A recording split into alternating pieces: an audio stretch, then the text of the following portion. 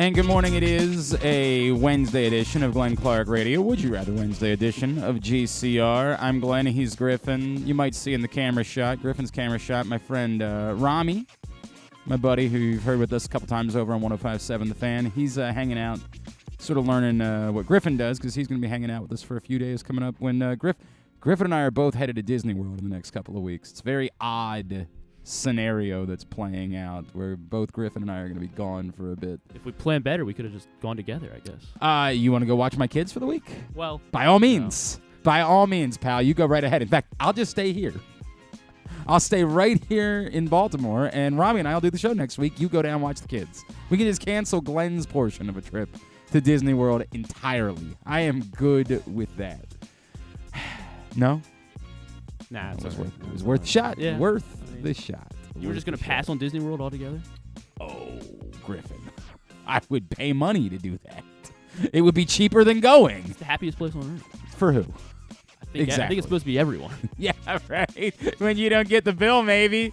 Maybe when you don't get the bill, it's the happiest place on earth. Wait till you get that bill. Then tell me about how happy a place it is on earth. Go ahead, do that.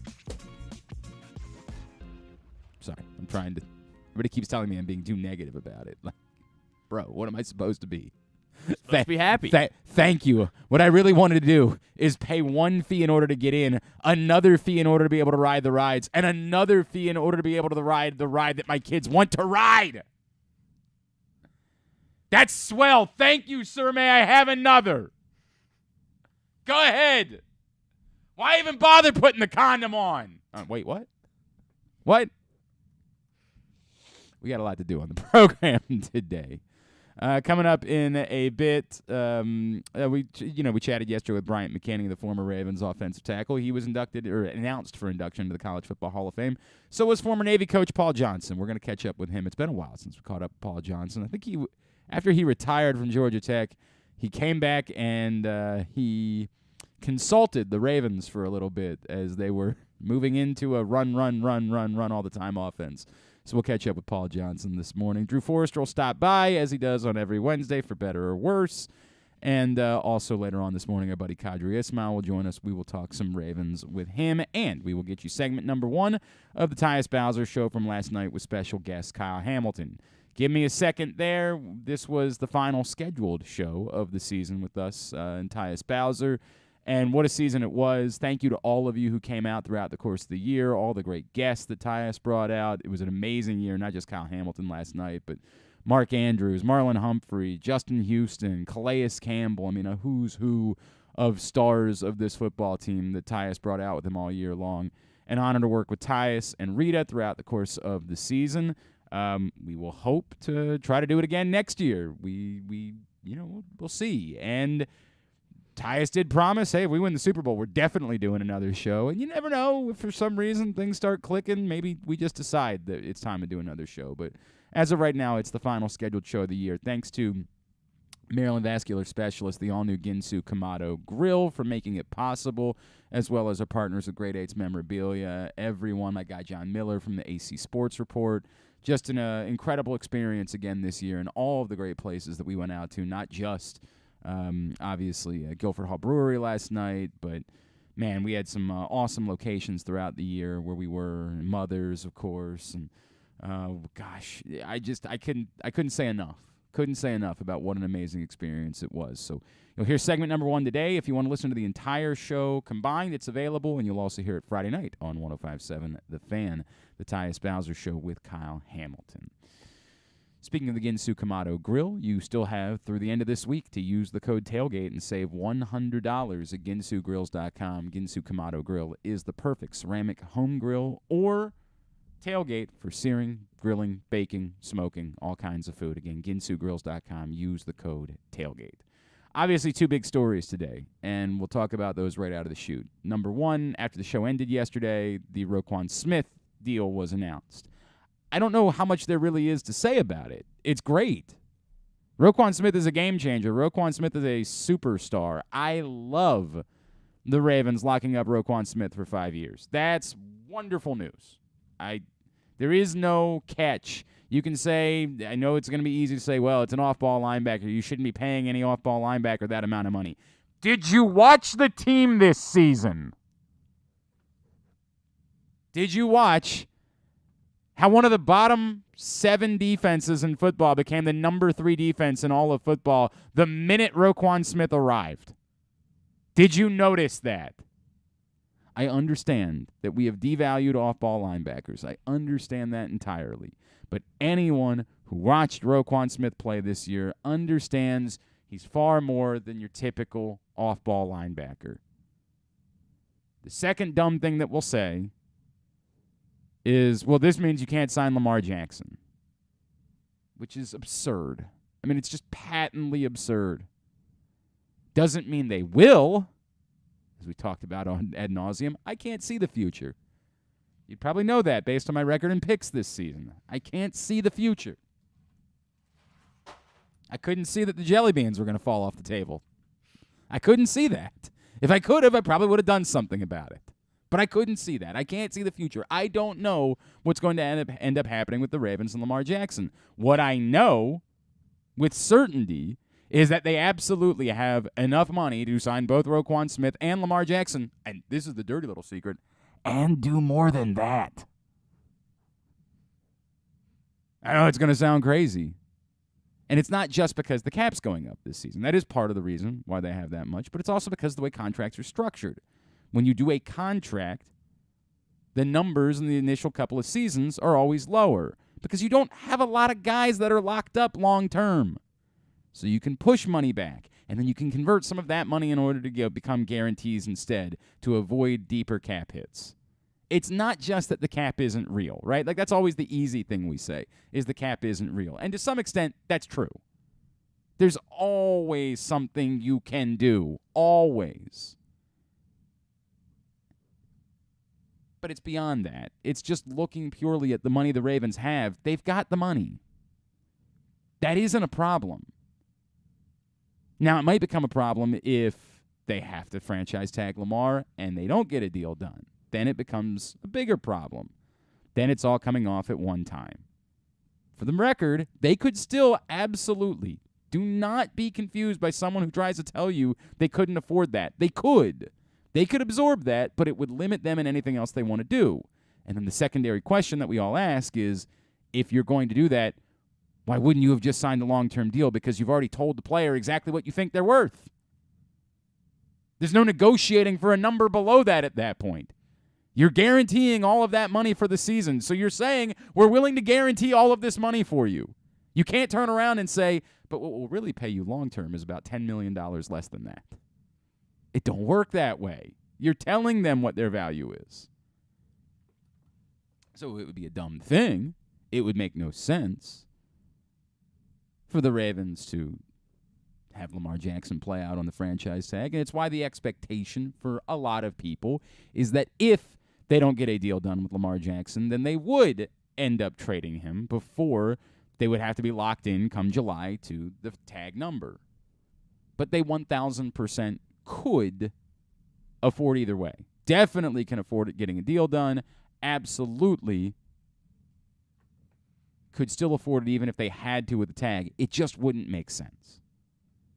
And that might limit specifically what else they were able to do for next year as far as whether or not there might be, the DeAndre Hopkins of the world that you're all clamoring for. Not that I actually think that's real. And then, yes, my buddy Rami tweeted me yesterday and said he's not quite washed enough for the Ravens to be in the market for him. And you know what? There's something to be said for that, and I wish there wasn't. So that's the first part of it, is the Roquan Smith thing.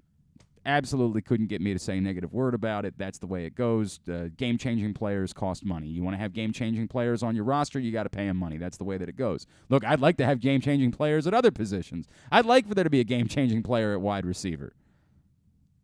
But the idea that you just get rid of a game-changing player because it's not the most important position on the field, you don't pay Zach Orr $20 million a year.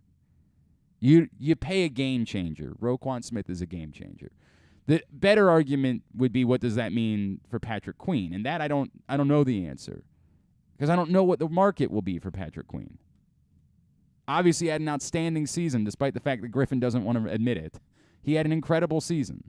I don't know what that will make the ultimate market for Patrick Queen. But there's a better argument for you're not going to be able to pay big money to 2 inside linebackers, and that might end up being where you have to consider doing something else. I don't know. I think it means Josh Bynes is coming back. Well, it could always anything could mean Josh Bynes. I is do coming like Josh back. Bynes. Of course. I'm not even gonna. We don't have the time for it today. We got things to do. Can't deal with it now. I'm sorry. I want to. Trust me. There's lots of things I want to say, but I don't have time for it. It still doesn't guarantee that either. Like, again, because I just don't know what the market will look like for Patrick Queen. But there's absolutely, I think, a more relevant conversation to be had about can you afford to pay 2 inside linebackers when you've already paid one $20 million a year. And that would be where I would say if it costs somebody, I think it's more likely to cost Patrick Queen than the idea that this has something to do with Lamar Jackson, which is absurd. Now, that being said, speaking of Lamar Jackson, the news this morning from Ian Rappaport continues to trend in the wrong way. And we've gone from Adam Schefter saying the other day there was a strong chance that Lamar Jackson would play to now Ian Rappaport describing it as an uphill battle. That's the word. Those are the words. I guess they're 2. Uphill battle for Lamar Jackson to play. Does not expect him to return to practice today. The Ravens practice this afternoon. As I said yesterday, it would be one of the more anticipated practices in Ravens history because, again, when have you ever anticipated a practice in Ravens history? According to Ian Rappaport of the NFL Network, expectation is Lamar doesn't practice today. As I said yesterday, if he doesn't practice today, it's not a guarantee that he couldn't come back. This is Lamar Jackson we're talking about. If he shows up and practices on Friday, they're not going to suddenly say, whoa, we got all these other guys. No way. It doesn't work that way. But you can start to read between the tea leaves.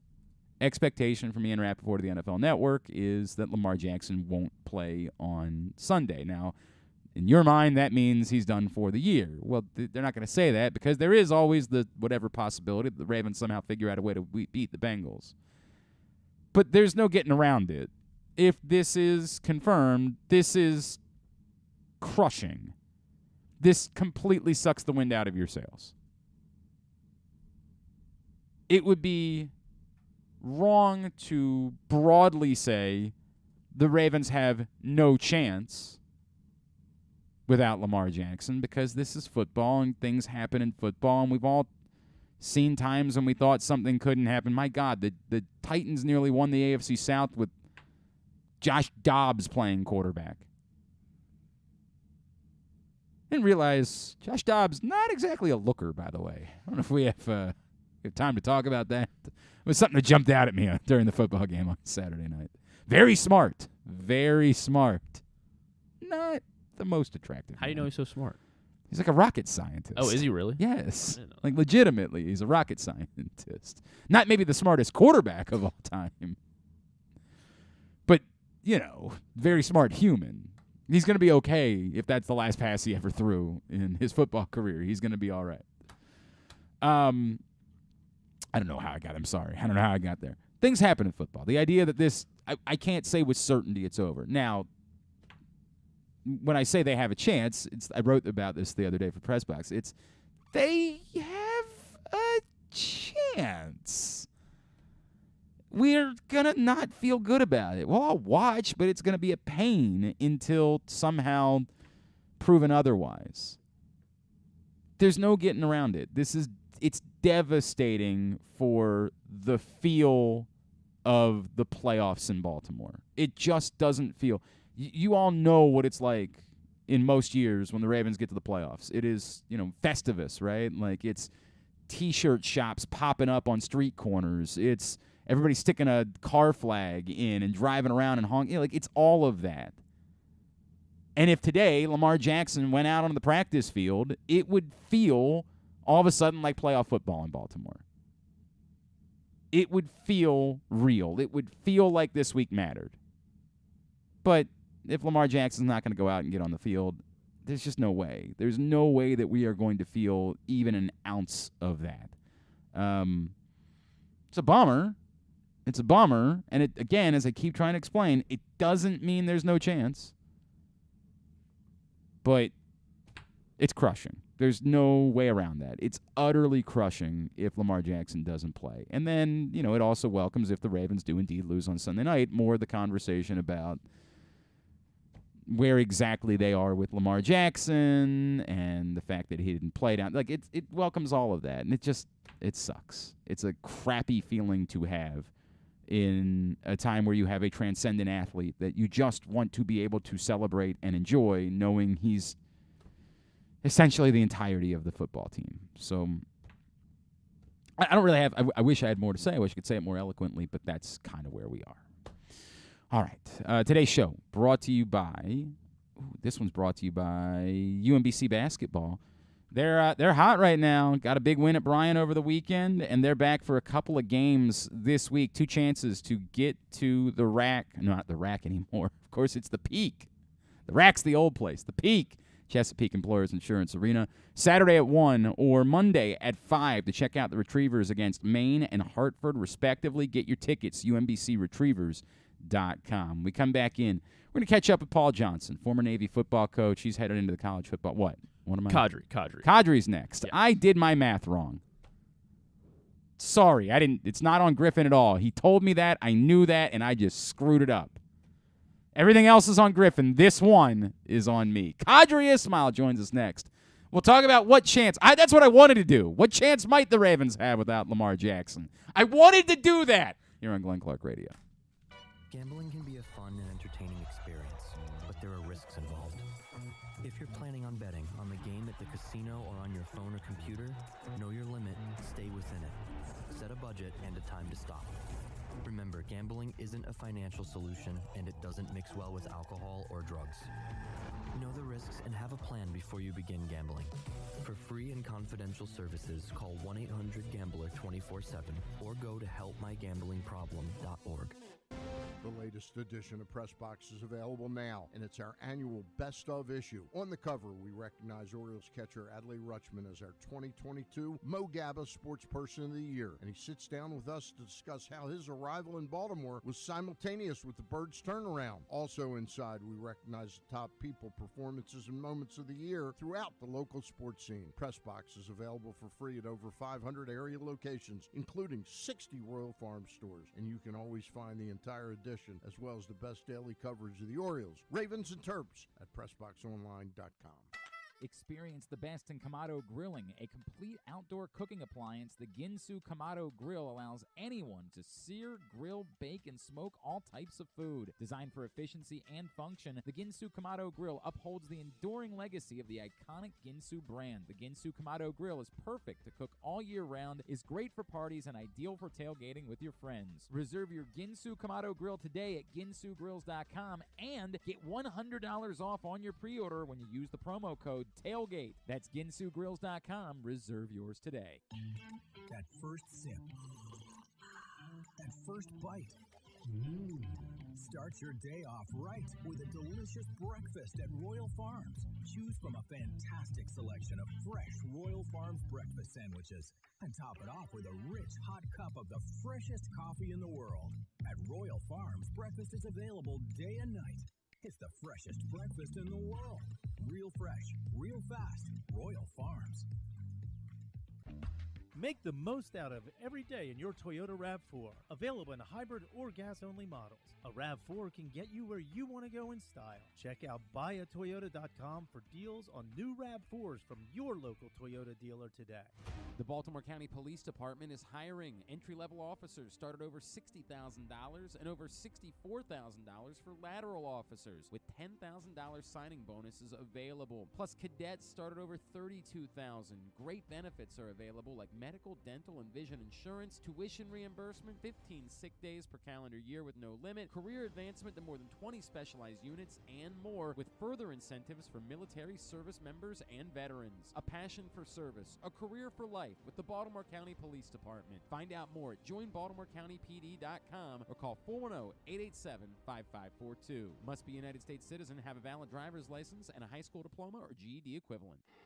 Check out Jeremy Kahn's daily picks at PressBoxOnline.com as he tries to find you daily winners. And speaking of winners, here's a man who once won a media curling contest, and I don't think anything else. He's Glenn Clark. I don't know what this guy's doing. I have no idea why he's here. There's one over here. We have 4. You're gonna be okay. Johnny's it's got Rami. You know who he is. Rami. You work with him. For God's sakes. Rami's a Jets fan. How'd that go this year for you there, Cap? You can cash. Hey, you know where I'm going on Friday, by the way, Rami? You could help me with something. You know what? This is God's providence. I'm so glad we decided to do this today. This is God's providence. So glad. I'm going to the Garden Friday. Can you help me? With what? Getting in? No, I'm already getting in. Can you? What do you want him to do? Can you get me? Can you get me give into, Rami the mic for a second? Can you get me into the Billy Joel meet and greet?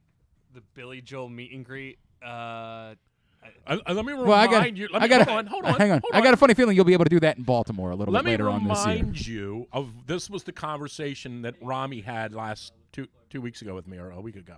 Yeah, I grew up in the Garden. I carried Willis Reed's bags in. I knew everybody. I knew Phil Jackson. And Phil and I had coffee together. Like, not the exact conversation, but what am I supposed to do? Text my friend, say, "Hey, this guy who I do radio with in Baltimore wants to meet." You keep going. Yes, you figured it out. That's exactly what he's looking for you to do. You figured it out. Keep going because you're really close. You've solved the problem. The next step is eradicating.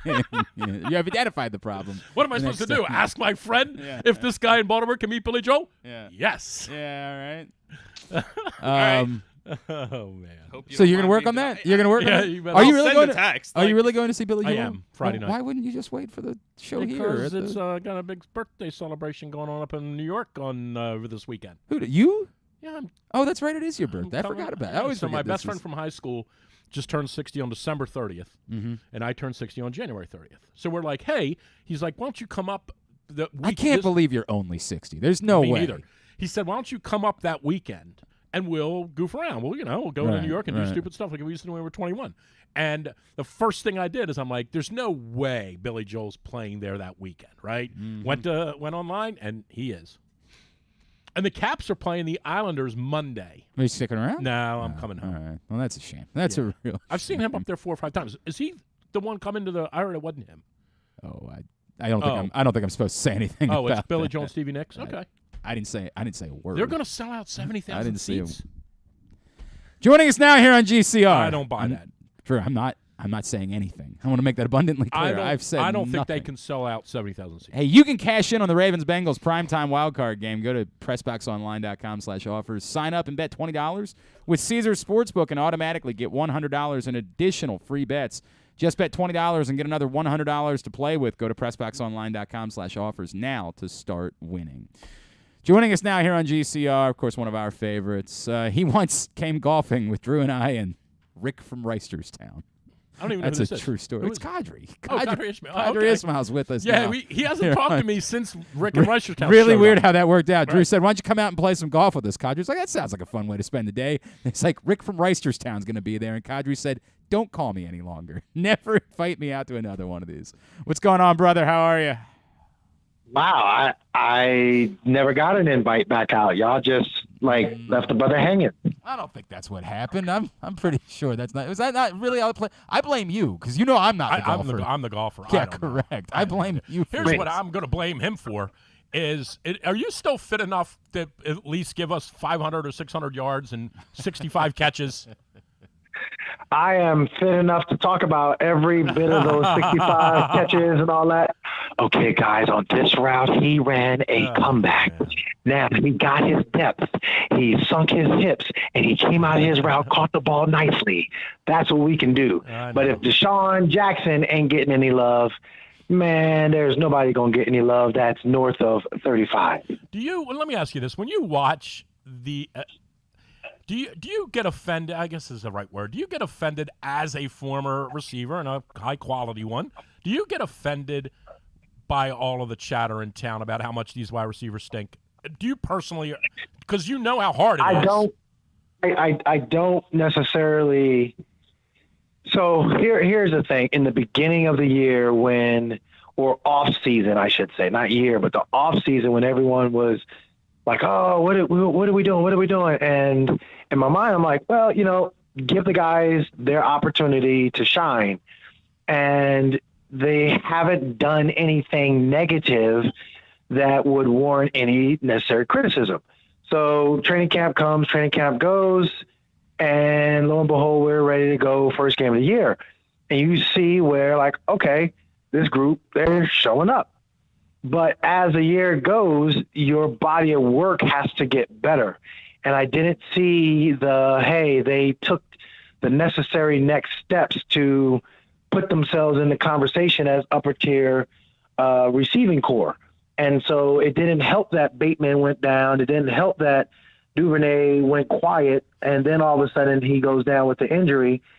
It didn't help those things. And then it makes it even worse when you got Demarcus Robinson, who, you know, some games he's good, some games he disappears, some games he, you know, makes a play, other games he's fumbling the ball. It doesn't help when you got James Boucher, who makes, you know, strong, you know, not contested catches, but outside the framework type of a catch, good catch radius look, and then all of a sudden it doesn't help when you're needed and you're stepping out of bounds. Like that's where I think, you know, you're going to incur the wrath of the fan base, and rightly so. It ain't great. I mean, this is the Prochet thing was alarming to me, man. Like, I think this fan base got drunk on Steve Smith yelling about James Prochet a couple weeks ago, and it just never made sense to me that, like, the expectation of this franchise or this fan base was, hey, a 6th-round pick should be able to solve the problem. Like, he is what he is, man. Like, I don't wish harm on the guy, but, like, the idea that was going to be your solution at wide receiver was always kind of bizarre to me. Well, I think also, you know, right in your own division, year in and year out, you have the Pittsburgh Steelers that will just, from first round all the way down to that 6th round, they just churn out like quality receiving cores, and just how. And I think that how element of it all is what I think the Ravens try to say, oh, we could do that. Mm-hmm. And I think that's what happened with James Prochet. Well, it's not working out so well, Qadry. I'm not sure what else there is to say. So, Q, here's the thing about Bateman, and, you know, you've got the eye for it, and I realize he has been, I'm going to stop short of saying injury prone, but I think if we were playing horse, he's got PRO at this point. What do you see in him that if the offseason comes around, or when the offseason comes around, do you see him as a guy that they can plug in as a 1 and just maybe a 3rd-round receiver, 4th-round receiver, add a complement of guys, or are we already at the point where we've got to kind of not replace him, meaning get him out of the lineup, but we now need to maybe look at a receiver in the 1st round? Well, you guys keep saying, look at a receiver, but then there's the other elephant in the room that no one really wants to talk about. It's what's the philosophy of the offense. The offensive philosophy is a tight end dominant philosophy. And I have taken so much BS online when it comes to people trying to act like I'm defending rather than stating what they are doing. They, meaning the Ravens, from John Harbaugh sitting in on offensive meetings to what Keith Williams and T. Martin, what their expectations are or were when they first walked through that door, to Greg Roman, who you mention his name, you're going to have a slew of just hatred going on with the replies. But all of that, whatever that offensive room looks like, their offense is predicated on the tight end. So I don't know what to tell you on that. What do you want to tell you? Like, you want to get a whole bunch of first? No, not you. Let me, quiet, listen. He's setting up for eagle putt. Ooh. He has a 14-footer right to left. Oh, my gosh. The grain is going with him because it's Bermuda. Yes. Now, it's a beautiful day out. They just rolled the greens. It's about a 10.5 on a stimp meter. Okay. He has his brand new Scotty Cameron that he got custom made for him with the oversized grip. He has his best Tyus Povey, fresh out the box. He smoked it down the drive, down the center of the fairway. I love this. The second shot, it carried the bunker and landed up on the green and rolled to 14 feet. He's ready. Whoa, how many shots behind is he? He is just a shot behind. He's a shot behind, Puts him in the lead. and they have the tough par 3 over water next on the 17th hole. So this is a big one right here. Okay, I love this. This is a big one. I don't know what we're doing. Now, I have no idea. what we're doing is it's golf talk. we're allowing ourselves to just concentrate, and then here we go. Yeah, I missed it. So here's the thing. When it comes to me pontificating and talking about what's going on with the receivers, you can't necessarily just go receiver-centric when we don't even know the philosophy. Like, if it's tight end dominant, well, then that means you need Kohler and Isaiah Likely, and you need to maybe draft some more guys in that regards, because it doesn't – what we're seeing right now is it doesn't really matter who plays receiver. What matters is who's playing tight end, because that's their offense. I just made the putt. No, I love it. And drilled it. Qadry Ismail's with us. I completely get it. I think a lot of us are working under the expectation that there's going to be a philosophy change, but until we see that, you're 100% right. I don't know, man. John's got a propensity for digging his heels in. I know. Hey, Qadry, as far as this week is concerned, the word from Ian Rappaport this morning, it is an uphill battle for Lamar Jackson to be on the field on Sunday. If Lamar Jackson does not play, what chance do the Ravens have against the Bengals? Well, there's regular season football and there's playoff football. And as much as we saw a defense really look dominant and awesome, I will tell you that when it comes to the offense, and if you got a third string guy in there, or even heck, Tyler with a sore shoulder, the Bengals, I mean, that's their game. It's a wrap. You're going to have to play some phenomenal defensive football, as well as like amazing special teams. You got like block a punt. You got to return one. You got to, have Justin Tucker kick every doggone field goal known to man, and some, awkward, Cincinnati late at night, windy conditions. So I just think that, Lamar gives them the greatest chance, and without him, I think this is an uphill battle. Let me go to what you saw last Sunday, because we've been talking about it this week. The Bengals appeared to be almost on edge in that football game, right? Like Jackson Carman in the second half. Jackson Carman is still trying to block Tyus Bowser at the moment somewhere, and he's multiple states away. Like there was something there. They were emotionally very, very wrapped up in that football game. And it seemed like they had convinced themselves that they were the victims of Damar Hamlin collapsing last Monday night, which is utterly bizarre. Is there any thought at all to you that they could be in for a bit of a letdown after how whipped up they appeared to be for that game on Sunday? So emotions, if anyone thinks that emotions don't play a role in life and they rule the roost, then they are an AI Elon Musk Terminator. Now, with all that said, I think emotions in this game, there had to be a release. There had to be a understanding of, man, we got to get our minds right to play this game. So however that manifested to each individual player, that's on them, and that's their story to tell. I think for overall organizationally, yeah, I mean, you're seeing a guy administer CPR. He was gone, and they brought him back. And, that whole scenario of whether we're going to play or not play, or what's our routine, however all that went down, there's a lot of emotional stress and emotional, weight that you had to carry into this game. Now that that's in the rearview mirror, this game is in the rearview mirror, here comes the playoffs, and here comes the motivating factor of like, all right, you know what, even at our emotionally not our best, the Ravens aren't good enough to beat us. They can talk the talk all they want, but we don't give out, oh wow, the defense played so well trophies.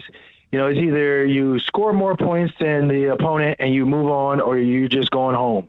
So that's where I think for Cincy, they're like, yeah, man, if we didn't play our best and they played their best and that's their best shot, and who cares whether or not, they rested some players. If 8 ain't out there, this ain't going to be what we think it will be. He is that much of a difference maker. Quarterback rules the roost. There's no doubt. There's no doubt about it whatsoever. Before I let you go, Q, the Roquan Smith, obviously getting that locked up. There will be people that will say, I wish he could play quarterback. Yeah, that'd be nice. There'll be people that will say, with that in mind, you can't spend $100 million on an off-ball linebacker. I don't care how good they are. I am of the opinion that when you have a game-changing football player, I don't give a rat's ass where they play. You keep game-changing football players around. What's your reaction?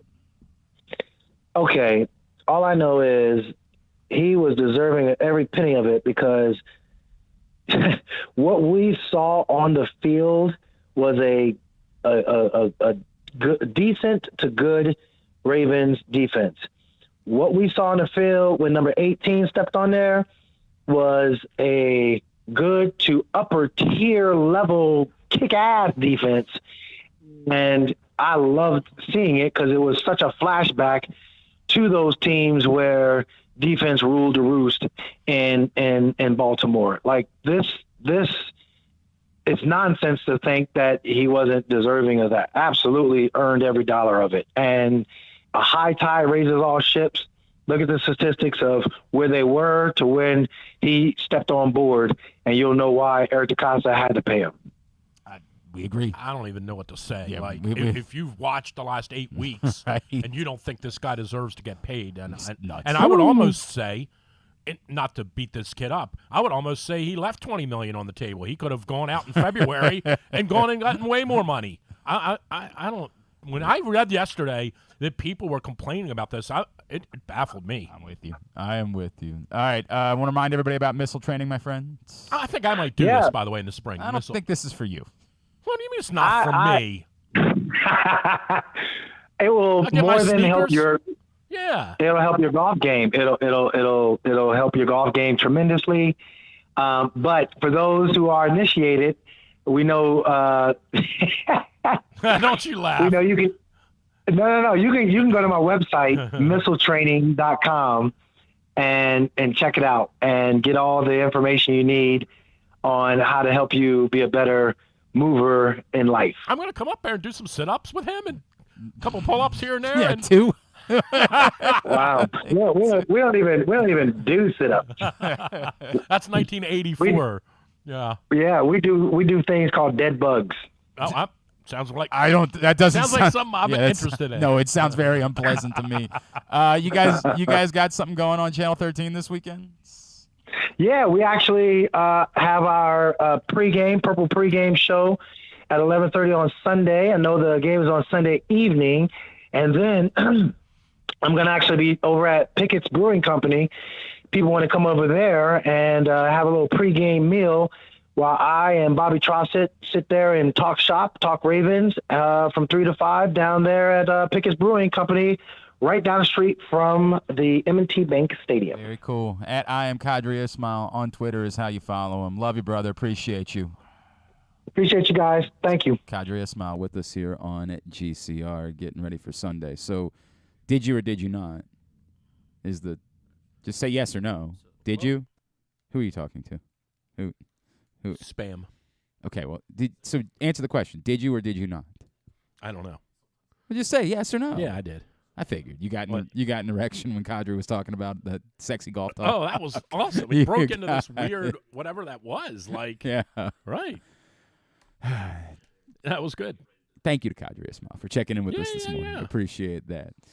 Today's show is also brought to you by the Baltimore County Police Department, where they are looking for folks who are maybe ready to make a career change.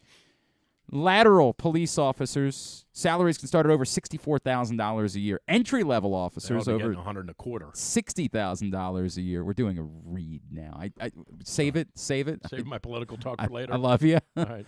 Let me do the read, then we'll Keep going. Cadets can start at over $30,000 a year. By the way, both entry-level and lateral officers are eligible for over $10,000 in signing bonuses, which is pretty remarkable, plus great benefits involved, including medical, dental, vision insurance, tuition reimbursement, 15 sick days per calendar year with no limit. Find out more at joinbaltimorecountypd.com or by calling 410-887-5542. You must be a United States citizen, have a high school diploma or GED equivalent, and possess a valid driver's license. All right, Drew Forrester. Something wrong with that picture when the linebacker gets $22 million signing bonus and the police get $10,000. You want to yell at a cloud more? There's something wrong. What you want to? Something wrong. Can we just walk you outside? There's plenty Something of wrong. clouds out there. You can go yell at them. We got a lot of problems. What do you want me to do here? We got a lot of problems in this country. What do you want me to do? That's one of them. What do you want me to do? I don't know. I want you to do anything. Did you get me in to see Billy Joel yet? Yeah. Wait. To meet I- Billy Joel or not? I thought do you have tickets for the show? I can get you up to the Chase Bridge free of charge. Ooh. Done. Hook me up. However that happens, whatever that is. Walk. Is that better than take your the elevator section? Is that is that better than Oh. your actual seats though? Well, I've never gone up there. All I know is Well, what's up there? What do I do? If you're there for a sporting event, the press box is up there. But other than that, there's not much up there. Okay, but so you're. It's pretty boring. Okay. I did not text my friend for that. All right. You can go up there on your own. Oh, thanks. What a guy. Huh? all I remember is that you'll never believe this. I remember the old days though when you'd do anything for the talent. That's right. I'll get you up there. That would be you. I'll get you Right. up there, Drew. Don't worry. I don't think I ever No, did that. For I'll No, get you. you to meet Billy. the old days, the talent would be able to do it themselves. That is true. That is. There used to be a little bit more. This will be more his pool. last day with the company. He's just starting. Yeah, well, it's He's just sayonara, as they starting would say to- in Tokyo. We went up in what was the year the Super Bowl was in New York? 14? Was that the year? Yes. So we went up there for that. Yes. And I had tickets to see Billy Joel, and our employer at the time said, "I'm gonna go. get the best seat in the place." And I think he went up to that bridge and just kept telling me about how much better his night was than mine. We both went to the same concert. Mhm. I had nice seats down in the lower bowl There were of a the lot arena. there were a lot of episodes. But he at just that. had to tell me about how much better his night was than mine. Yeah, there were a lot of episodes at that All right, at guy. that Super Bowl. Oh, well, I think at all the Super Bowls. But that frankly. one. I don't remember what else happened. at that. Oh, What yeah, else you happened do. at? There was a particular military guy. Oh God! So don't even. We're not even going to talk about that because the Dude. 7 years isn't up yet. Dude. Oh yeah, it is actually. Yeah, just came But- up. Dude, Don't even. I had surgery. Don't even bring it up. That's also where Tim Tebow came to our table Right. and told us where to go for dinner and to get the grouper. And the next day, I was standing in the bathroom and I hear, "Hey, Drew, did you and Glenn go to McDaniel's last night?" And I Yeah. look over and it's Tim Yeah, Tebow right. peeing, Yeah. not only remembering my name, but remembering your name and remembering he told us to go to this restaurant and get the grouper. I had forgotten about that. That is the truth. It And was God, and you want to make out with him, so that must Sure, be really. But it was one of the most. Make sure I say this the right way. It was one of the most impressive things Yes, you've ever seen in a bathroom. that I've ever seen Yeah, in a bathroom. right. No, that's why Tim Tebow. I thought you was, peed with Prince but once. I did do that too. that was In an his impressive orange thing, wasn't jumpsuit. it? And the guy said, "Don't talk to him." I said, "Hey, how you doing?" And the guy goes, "No, don't speak to him." I said, "All I did was said hi to the Just guy." wanted to say hello.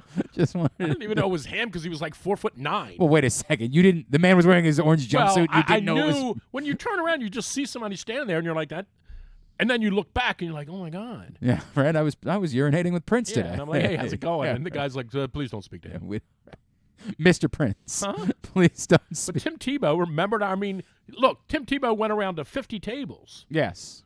and remembered everybody's name somehow, and remembered where he told you to go to dinner. Remember, you and I were talking about going to get steak, and he's like, Yeah. "You guys could use a nice piece of fish. I'll tell you where to go."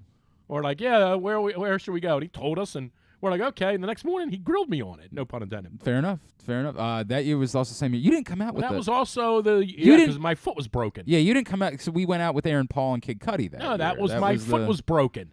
And that was also the year when Oh, that's the right. Your foot was window broken. in the hotel that Yeah, we yeah. It was a the shot at, I window think. was open Yeah. all 5 nights. Yeah. Well, I went and stayed with a friend instead. Yeah. I chose that I would go stay in Brooklyn for the week. I said, "You guys enjoy your time in this I hotel said, "Is there room." any chance we could either A, request a new room, Yeah. or B, Yep. ask that they come up and fix the window?"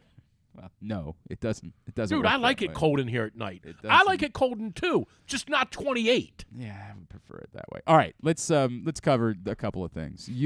I am with you. I can't believe that anybody would complain about Roquan Smith. I can't believe that anyone would complain. The only person who should be complaining about Roquan Smith is Roquan Smith, because he gave away $20 or $30 million. Well, I don't How does know anyone about in town- that. There is no question someone would have given him more money.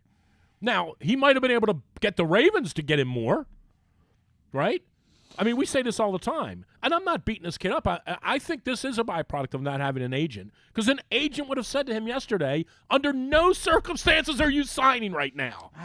I don't. There's no question. I don't know. Well, of about course that. you know that. I don't know about that. Ah, you're insane. I don't know about that. It's the only time you're ever going to be a free agent in your career where your value's the highest. No, because there's always the risk that you end up getting tagged, and then you have to do it out for another year, and then But you get hurt. I don't think that's. You're nuts. There is no way you're possible saying that an things. agent would have said to him yesterday, "Take this $100 million." There's no way. He got money that no off-ball linebacker has ever gotten correct, before. and he would have got $25 million more from the Keep saying Packers. that. I don't know if that's true. But anyway, But that's not what we're arguing about. They need wide receivers in Green Bay, unlike in Baltimore. But that's We've got not what plenty we're of arguing them. about. What we're arguing about is these Neanderthals who are like, can't believe we gave this guy this money, $20 million, and what are we going to do about Lamar? They got tons of money. They're going to sign Lamar. They got tons of money. Yeah, that's the absurd part. I talked about that. They're going to sign Lamar as soon as Lamar walks in. As soon as he walks in and says, I don't need the whole thing fully guaranteed. The next day, he will be signed. Lamar Jackson is not going anywhere. But what happens if he doesn't say that? Then he's gone. That's the. Well, then he's gone. That's the part. Then they're going to tag him and they're going to trade him. He'll be gone. Part. That's the part. Okay, but Lamar's the notion that from anybody who thinks that Roquan Smith signing precludes the Ravens from signing Lamar, you have no idea what you're talking about. They just got $6 million from cutting Nick Boyle.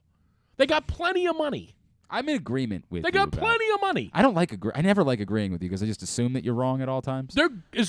This is all on Lamar. Yeah. I keep saying this over It's and over. not all on It Lamar. is. No. You keep saying that, but that's the part where you're wrong. At some point, the Ravens are still making a choice here. The thing where they say, well, They're not giving him the guaranteed contract. That's their choice. Okay, but they don't have to not do that. Like there's nothing. Okay. There's no rule But that that's says off the table. for them. Right. That conversation has to be had at some point. They already had it. No. The conversation about whether or not that's okay. Oh. That's Well, a conversation that Okay. has to be had at some point. Okay. Just accepting that as fact or accepting that these are the rules that they're playing by is not something I'm going to do. Oh, okay. I'm unwilling I to got you. accept the premise that it's just okay for them to say, well, we're not going to do that. I'm utterly unwilling to do that. Okay, let's pretend Lamar goes into them tomorrow and says, I'm willing to acquiesce a little bit on the guaranteed contract, fully guaranteed. Yes, thing. He'll be signing that. I agree with that. That part of this I agree with. Right. That they are clearly fighting about the words fully guaranteed. No For question. whatever reason, that's what Well, they're you fighting could see about. yesterday, and I don't have the exact numbers, but I think it was 160 and 22 in his hand or something, that, they gave this kid $100 million over 5 years. I think we all know what the trick is here. He's going to get $60 million in the first 3 years, and then they'll either restructure it or they'll cut him. Like, we all know what's going to happen. He'll never play out the 5 years of this. He might be here for 5 years, but he'll never play out.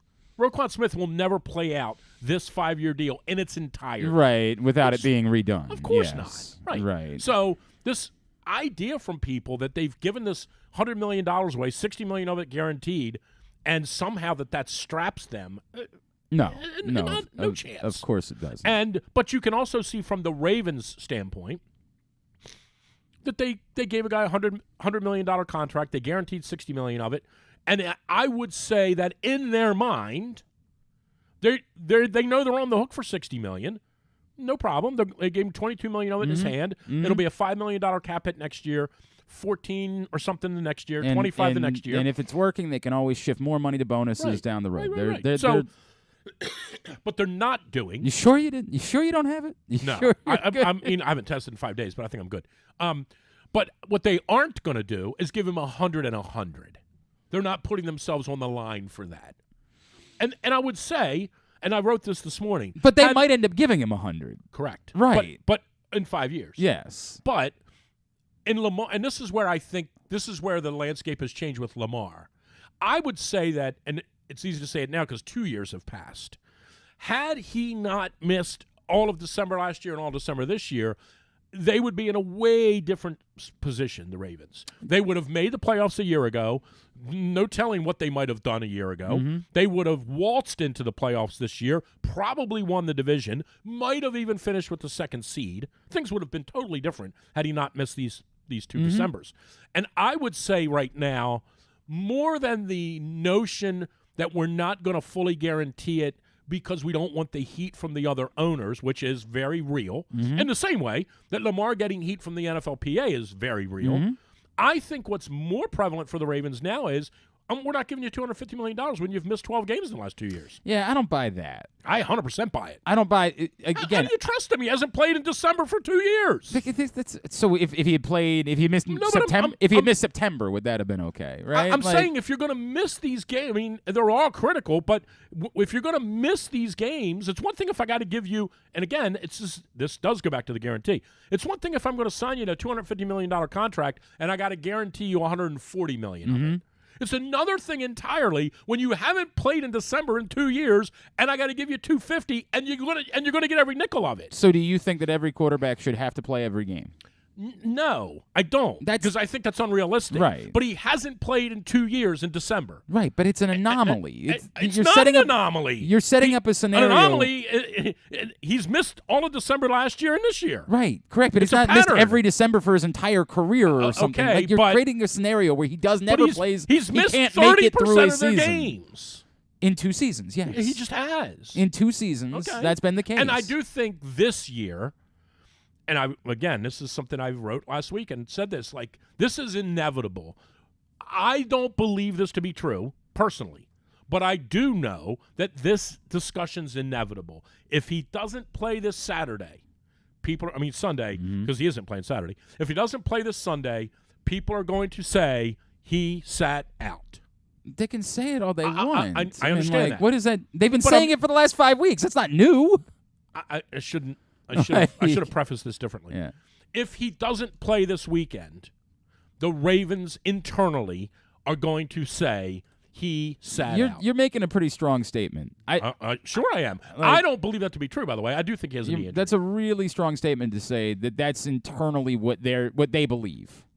I'm not going to try to tell you you're wrong because I don't know where you're getting that from, but that's a really strong statement to make. When I've poked around, I've gotten not the exact opposite. I've gotten dude, don't try to pretend like the injury isn't completely real. Don't try to pretend that whatsoever. This is a completely real injury. Like a 2-week injury. That's not what I've gotten at all. And the notion that so many folks, with very little of this coming from, I would say, knowing who's reporting on this, none of this is coming from Lamar's camp. Any of the stories about the swelling going down on the knee, none of the guys that are reporting about this are getting anything from Lamar's camp. The first report of 1 to 3 weeks never came from the Ravens either. Came from Ian Rappaport. It never came from the Ravens. That came from the Ravens. No, it did not. No, it did not. Ian does not have any. The Ravens never said. The Ravens never said. They might not have said it publicly. I understand the Ravens never said that. I'm just telling you. I'm just telling you. The Ravens never said that. I think there's room in there for the idea to be that other injuries like this were for this amount of time, so that's the number that I gave. But the idea... The reason he isn't playing is very simple. I'm telling you. The reason he's not playing is very simple. He injured his knee. He is not 100%, and he doesn't want to play on his knee when it's not 100%. That's it. If he's not 100%, why would he be playing? Because 32 of the 53 guys on the roster aren't 100%. If it's his knee, and it would limit his ability to play football, and he's Lamar Jackson. By the way, this comes up in Would You Rather Wednesday for the record. Why would he be playing? For the same reason that for the same reason that Mark Andrews isn't 100% and he plays. So I know what you're going to say. I'm just Mark leading Andrews you to isn't it. a quarterback. Right, I'm leading you to it. Right. So this is what it comes down to. There's just no. There's he no doesn't want to play here. I'm right. You're saying things that I'm asking you. Drew, I got to be really. He doesn't want to play.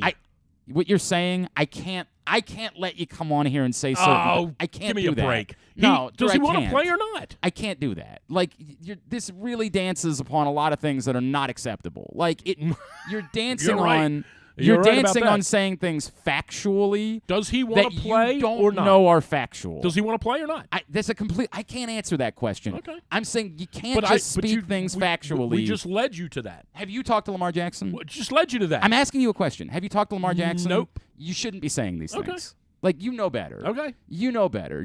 I'm just going I know off you're of not what, I'm going off of what was said. I know you're not a journalist, but like, you know that it's not okay to just say these things. You know that. All I'm doing is I'm putting the pieces together of a player who suffered an injury that reportedly was a 1 to 3 week injury, who has not played since then, who, from what I'm gleaning, is not 100%. From what I'm hearing, he is not. And in some ways, I'm defending him on one note. When people say he isn't hurt, I'm defending him on that. He hurt his knee, no question about that. He isn't healthy enough in his mind. He's not 100% healthy. And in his mind, I'm not playing till I'm 100%. Okay. I'm not playing till I'm 100%. Drew, well, why would he not be playing then? Because he can't play. Because like, that's not hard. Because he's not 100%. But 100%. And by the way, there's humor in this because I'm going to bring it up in Would You Rather Wednesday. But 100% isn't a thing. Like, you know that it's not a thing. You don't have a meter on your body like you're a video game where you can be 100%. Not at all. But are you healthy enough to play? Period. Can you play? Well, yeah, I can, but I'm limited. But we need you to play. Right. But what you're alleging right now, you're alleging that the Baltimore Ravens have gone to Lamar Jackson and say, we believe you could play. And he said, but I'm not going to. I think that's a strong statement. I think the Ravens say, how do you feel? And he says, it's not quite there yet. And the Ravens say, well, we sure could use you this weekend. Yeah, it's not there yet. I don't think the Ravens have any idea. I don't think the Ravens have any idea. The only person that knows is Lamar. I think we're going to have to. I think you're dancing on things that are really. I'm not dancing on anything. I don't think you realize what you're saying sometimes. I 100% know what I'm saying. 100% know. We'll talk. The allegation that you're making. What's the allegation that I'm making? Tell me. That a football player could absolutely play football this week and that the team is disappointed that he wouldn't is a strong allegation. The team's very disappointed he's not playing. There's a big difference. There's a big difference between he's not playing and he won't play. He won't play because he's not 100%. So I'm very lost. In his mind, I've got to be 100%. I'm not 100%. Do you think the Ravens believe that Lamar Jackson should play? Yes. Okay. What you're saying is a very strong allegation then. And that's what I'm not comfortable with. I think that they feel like he should play in the same way that they feel like when a guy is dinged up in some fashion, they wrap him up, strap him up, give him a shot, in some way, shape, brace him up in some way, shape, or form. He plays. This particular player doesn't want to play unless he's 100%. So do you think the reporting about his knee is inaccurate? In what way? That the swelling hasn't gone down in his knee. Sure. You think that's true or you think that's inaccurate? I have no idea of knowing, but I think he has a knee injury. Do you think that the reporting, the swelling has not gone down in his knee is inaccurate? No. Okay. Not at all. I think you can have swelling in your knee and be 80% or 70%. Sure. I don't know what you're trying to make me say. I think I don't know why you're mad at me. I'm not mad at you as much as I don't think that you understand what you're saying. I know what I'm saying. When you allege that someone could be playing and the team believes they could be playing, right? You're essentially alleging that they're holding out. Like, that's essentially what you're alleging. Well, I mean, if the shoe fits, wear it. I don't know what to say. I think you better be abundantly certain of that. Not like, okay, well, it sounds like somebody said something. I would never be comfortable saying that without having spoken to the player or somebody a source connected to them. Nobody speaks to the player because he doesn't speak. That's why I wouldn't say something like that. You just have to put the pieces together. No, that's not, dude. That's really bad. No, it is not. That's how we get to where we are. That's where we don't have fact any longer. Then you should. We just you can't talk assume about things. Yeah, that would be the smartest thing to do. Okay, is say, I don't know. Let's not talk about it anymore. I don't know what's going on here. Okay, I don't know. I don't know why this is hard to just make. Well, then you're gonna have dead air.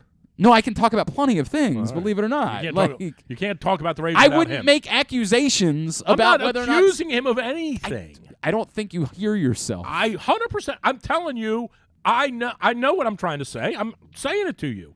I think he is less than 100% and doesn't want to play. You think that the Ravens believe that he's holding out? No. I don't think it's got. No. I think that they wish he would wear a brace on his knee and play. And That's if what he won't do that, then what would you call that? That he doesn't want to play. Okay, so he's holding out. Holding in is the actual term. Sure, fine. But well, no, I mean, whatever you want to call it. Well, holding out would be Yes, I'm not there. I'm not going to be at the building. I'm Fine. here, but Yeah, right. I think the Ravens wanted to wear a brace and play on Sunday. Okay. And if he's not willing to do that, I think they're disappointed. And you're saying that from because I can't. You got to tell me you got a source. You got to tell me something. I'm just because telling you that I think the Ravens wish he would wear a brace on Sunday and play football. According to a source of yours? Sure. Okay. That's what I think the Ravens think. Drew, I think it's really important that I say that and not just come on and speculate about something. Like now, all of a sudden, you're professional. Believe it or not. Believe it or not. I attempt to do that sometimes. What happened to you? Yes, every now and then. I masquerade as a professional. Every now and then I do that. By the way, what have you done to the Loyola basketball team? Well, I'm not over there right now, so I can't. They can't blame me for this one. And by the way, they would try. For the record, they would try. Whenever things start going south. Sorry, I get a phone call. Man, you're about all kinds of. You got all Oh, kinds no, of I'm not, bad I'm things not. going on. Oh no, I'm fine. So what happens when you turn professional? Right. They start holding you to a different standard. Correct. That's the way it works. Hour number 1 of today's show is also brought to you by this print issue of Press Box. It's the best of 2022 issue of Press Box. Adley Rutschman is our Mo Gabba Sports Person of the Year. What happened to Brandon Stevens? Yeah, I don't know. That's a crazy story. What happened? All they're saying is he was ill. That's it. That's all they'll say. Ill meaning he can't play? Well, we don't know. He's back in Baltimore now, but he was ill enough they had to take him to the hospital. That's all we've heard. In Cincinnati. Oh. Yeah. Oh. He's back in Baltimore now. He was in Cincinnati for 3 days? Yes. I don't know. Don't have the answer. But can I do this? PressBoxOnline.com/best-of. Go read it right now or pick it up for free at your neighborhood Royal Farms and the hundreds of locations around town where you find Press Box. Again, What's it's the best of 2022 issue. I don't know the answer to that question. There's a lot of things I don't know the answers to. But what's acutely ill? We'll play Would You Rather Wednesday when we come back in. Drew Forrester is here for better or for worse. It's Glenn Clark Radio. Gambling can be a fun and entertaining experience, but there are risks involved. If you're planning on betting on the game at the casino or on your phone or computer, know your limit, stay within it. Set a budget and a time to stop. Remember, gambling isn't a financial solution, and it doesn't mix well with alcohol or drugs. Know the risks and have a plan before you begin gambling. For free and confidential services, call 1-800-GAMBLER 24/7 or go to helpmygamblingproblem.org. Experience the best in Kamado Grilling, a complete outdoor cooking appliance. The Ginsu Kamado Grill allows anyone to sear, grill, bake, and smoke all types of food. Designed for efficiency and function, the Ginsu Kamado Grill upholds the enduring legacy of the iconic Ginsu brand. The Ginsu Kamado Grill is perfect to cook all year round, is great for parties, and ideal for tailgating with your friends. Reserve your Ginsu Kamado Grill today at ginsugrills.com and get $100 off on your pre-order when you use the promo code TAILGATE. That's ginsugrills.com. Reserve yours today. Whether your focus is luxury and comfort, convenience and technologically advanced connectivity, or sporty performance and aggressive styling, we've got the perfect Highlander for you. Check out buyatoyota.com for deals on new Highlanders from your local Toyota dealer today. Looking for some excitement in the new year? Laurel Park has plenty of live horse racing events to spice things up this January. The much-anticipated Winter Meet kicks off on January 1st, plus we've got special MLK Holiday Racing on Monday, January 16th, and the Winter Carnival Stakes on Saturday, January 21st. Winter may be cold, but the racing at Laurel Park is hot. Learn more about upcoming January events by visiting laurelpark.com. Another Orioles season is in the books, and the Bat-Around was there every step of the way as the Birds posted their first winning season in 6 years. And after promoting 2 #1 overall prospects in Adley Rutschman and Gunnar Henderson, Mike Elias has said it's liftoff from here. Hi, I'm Paul Valley, and along with my co-host Zach Goodman, we'll be here every Saturday Saturday from 10 a.m. to noon all off season, discussing every signing, trade, and waiver claim as we navigate the cold winter months that lead to spring training. You can watch us at youtube.com/PressBoxOnline and Facebook.com/PressBoxSports, or listen live at PressBoxOnline.com/radio. And if you miss a show, you can find us anywhere you get your podcasts. So tune into the Bat Around with Paul Valley and Zach Goodman every Saturday from 10 a.m. to noon right here at PressBox Sports. It's the perfect time to sign the young basketball fan in your life up for a membership in the Retriever Kids Club. It includes free youth admission to all regular season UMBC home games, plus a t-shirt and a drawstring backpack. Membership is only $35. It makes a great gift. Visit UMBCRetrievers.com/Kids Club for more info. Membership is available for kids 12 and under in the Retriever Kids Club. Again, UMBCRetrievers.com/Kids Club. If you can't listen or watch live, you can subscribe to the show via Spotify, Amazon, or Apple Podcasts. Leave a 5-star review while you're there. Or, if lying isn't your thing, we'll take a 3.5-star review too. All right, back in here on GCR. Don't forget that you can win some money. Ravens-Bengals, Sunday night primetime wildcard game. Georgia TCU. I did win a little money Oh in my Georgia TCU. Lord. That was comfortable. Go to PressBoxOnline.com/offers. Sign up and bet $20 with Caesar Sportsbook and automatically get $100 in additional free bets. Just bet $20 and get another $100 to play with. Go to PressBoxOnline.com/offers now to start winning. Drew Forrester is here. Drew'sMorningDish.com. I was going to go to Philly tonight. To do what? For Caps and Flyers. I kind of couldn't find anybody that wanted to go. I had one guy was. Well, you didn't ask me. Yeah, but it's not really your. Want to ask? No. Go ahead. Well, Because I would like to be asked. I wanted to do the Bobby Clark hockey card thing again. What the hell? Well, I don't even know what that is. Oh, I do remember. You told me the story. Yeah, I don't care. It was one of the highlights of my life. I go up and wear a Flyers jersey. I go up and do that. I've never been to a hockey game, so. There you go. This is not the environment for you tonight, then. Oh, come on. No. It's always my fault. Are you a Capitals fan? I mean, I guess I'm not really a huge hockey fan overall, but I guess if I picked a team, I support the Capitals. Well, of course you would. They're the local team. They're not. I don't know if you've heard. They are local. They're in D.C. If I wanted to go to a game, that would be. Right. Well, I don't know if you know this. Philly's the exact same distance. No, it's not. Well, I'm not going to be a Flyers Not even fan. close. Well, not from you. Well, no, you live in. It probably is about the same distance. No, it's from you. not. It's an hour and 25 minutes to Philly, and it's 45 minutes You to ever driven? College Park. You ever driven to College Park? Right. To College Park. Exactly right. Exactly right. All right, let's play Would You Rather Wednesday. Would You Rather Wednesday is brought to you by. I'm loath to do this after the conversation we just had. Well, I don't understand what I don't understand what you're apprehensive about. I don't think you realize what you're saying. We're going to go through this again? I don't. I have no interest in doing that. I have no interest in going through it okay. again. I mean, you're welcome to have your opinion on any of this. It's not about opinions. It's that I don't share something as an opinion if it's fact, and I don't share something as fact if it's opinion. Okay, right? but And I think that you are walking a very fine line on something that's really important. Like, it's really. There are things. This is the story. I think there The are whole things story that you can is- speculate. If you want to say, my speculation is, I think the guy's holding in. That's fine. Say that. And I can say, you're basing it on, I can say that. But when you start dancing on the idea that this is what I think they feel this way, so you think all the rest of the stuff, like, you're really saying things that I think you have to say with more We're playing chess here clarity, on Clark with Radio. your throat open, if you want to say them. Okay. Like, I think if you want to say it, you have to come out and say it. And if not, I don't think you can dance around it. All I'm saying is that the Ravens, all I'm saying is the Ravens are going to be very, very surprised if he doesn't play this weekend. Right. They're going to be very surprised by that. Okay. I think they anticipated him playing. Okay. I think if he physically... All right, I'm not. We're done. We're moving on. We're moving on from this.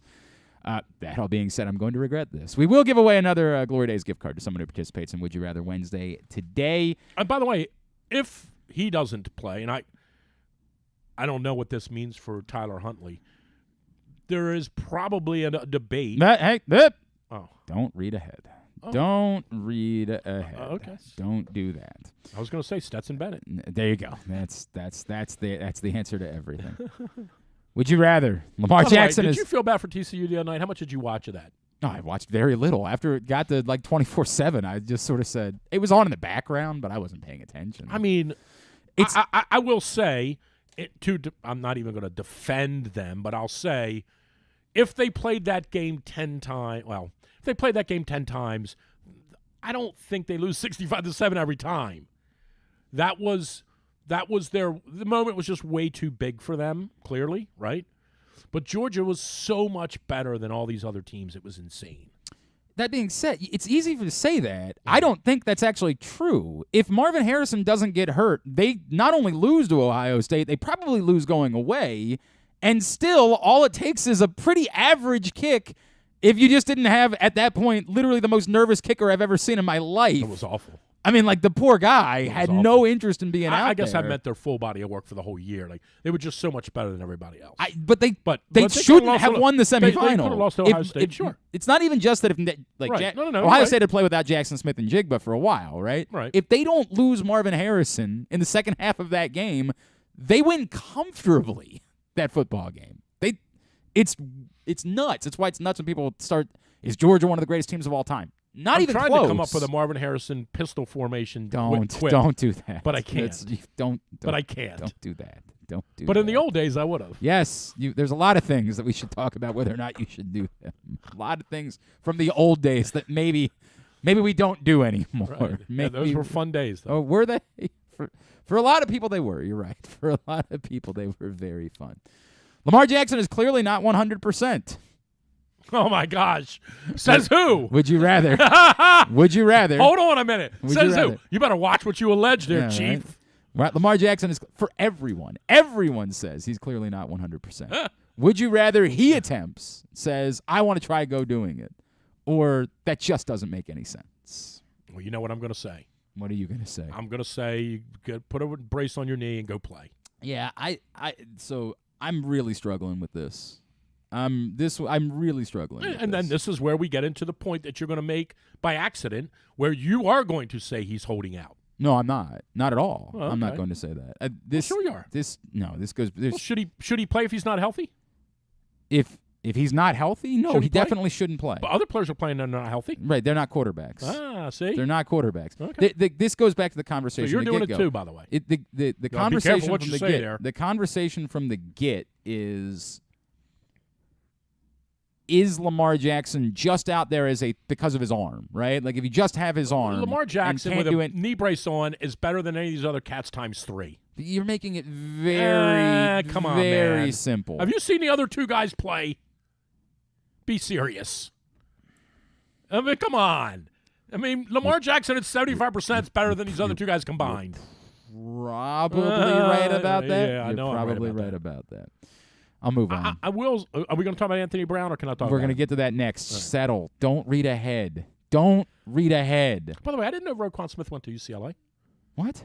I did not know he went to UCLA. Okay. What else do you have? I just didn't know he went to UCLA, and then I thought there was going to be a point here. No, I thought you were getting to something. I know he graduated from Georgia, but yes. I didn't know he went to UCLA. Go ahead. Any other random factoids that you had prepared for today? No. I think you should play as well. Okay. All right. Oh, you be careful. You're going to get yelled at. I'm just going to move on. You're going to get yelled at, too. He apparently never actually went to UCLA. He just enrolled. Oh, okay. Yes. Okay. Yes, that's it. All right, next. Would you rather? We're just moving on because there's nothing good that's going to come from this. There's no way that you get so good. Squeamish. Number 2, presuming Lamar can't go. I understand that you come from an era where you just say anything, but if I don't know if you heard. I'm not even just saying. Skip Bayless did that last week. How'd that go? That was way overblown. Anyway, but go ahead. Number 2, would you rather, presuming Lamar can't go, you of course go back to Tyler Huntley, or Anthony's arm actually looked a little bit stronger, maybe you give him another shot? Is Huntley healthy? I mean, I think that's part of. I think it's part of the equation. I liked some of those things that we saw from that kid. I know he had a disastrous first half. We can make whatever argument we want to make about they should have just cashed it in at the end of the first half and run the ball out and gone down 17-7. Cincinnati was always going to get the ball back then. They just happened to score a touchdown with a minute left in the half instead of getting the ball back with 45 seconds left. They were always going to get the ball back. They were going to use their 3 timeouts. We were going to run it into the front of the line, timeout, run it, timeout, run it, timeout. They were going to get the ball back. Now, I'm not trying to sound like a Roman defender. probably shouldn't have had the kid throwing the ball there. Mm-hmm. By the way, the kid's in the NFL. He also has to know I'm on the goal line. Here's the one thing I can't do. I can't get it knocked out of my hand. Mm-hmm. But I liked what we saw of him in the second half. Didn't like particularly what we saw of him in the first half, although in fairness to him, again, analyzing it, the second interception wasn't really his fault. The first one, 100% bad read, terrible it was throw. wretched. Awful. The Awful. Jesse Bates one. Awful. Yes, correct. The second one wasn't really his fault. So I liked what we saw of him. So I'm not as down on Huntley as a lot of other people because I do think Huntley's style is very Lamar light. You know, it's very, very Lamar light. Okay. Like, right. He's just not. He's not a threat. He's not a running threat. He can run. No. He's not. He's not a running threat. The Pittsburgh Steelers were going to let him run down the side of the. But I would say he's a reduced running threat. He's as much a running threat as Kenny Pickett is. Like, he's just not. No, I think he's more than that. But okay. I don't know what you're basing it off of. Kenny Pickett's white. That's what I'm basing it off of. Okay, that's not a good. Okay. Let's try something else. Why don't we try anything else today? This, by the way, I know we keep threatening it for it to be the last one. This might really be the last one. We base it off of anything else. Okay. Anything else at all. But I almost would say you let that kid play again. Okay. I mean, I like Anthony Brown too. Obviously did not look good. I feel like you still go with Huntley because he's played with the You're team losing more. 30-14 no matter what. Probably the case. Yeah. You're not wrong about that. But they're not going to score 30. A really short leash on Huntley. They're not going to score 30. And look, I'll say this. If either one of those guys plays, I think it's still going to be a one-score game. I really do. I think it can be, absolutely. I think it's a 23-14, 23-16. I know. The 23-14 would not be a one-score game. But it's in that neighborhood. I don't see them blowing us out. I really don't. These responses are more all over the place. Will, the offense looked capable for the first time in over a month with Brown. The turnovers were early and not unexpected for an undrafted free agent in his first start. Once he settled down, he was clearly better than Huntley has been. He gives us the best shot to score more than 20 points and trust the defense. Anthony Brown's definitely more exciting. We're not scoring 20. Unless we return Paul, a kick. I'd roll with Anthony Brown again, even though his receiving corps isn't much. Huntley. Those would be the options. Okay, those are the two. Right. Yeah, feel his arm gives his best chance at any possibility of production for the passing game. Think he might be even more mobile than Huntley, too. Well, you might be right about that. Caleb, Huntley. Brown has a better arm, but if we lose the turnover battle again, we don't stand a chance, and he turns the ball over too much. This is a game where you ride Dobbins and Have hopefully you seen Gus Huntley? keep the ball out of Burrow's He's not hands. turnover-free. He's not turnover-free. That's fair. I don't disagree with that. Actually, I'm realizing it's much more Brown than it is Huntley as I keep reading on. There's a lot more Brown here than there is Huntley. It's a weird one for me. Again, here's the thing I would say about Brown that supports an argument for him. He just played last week.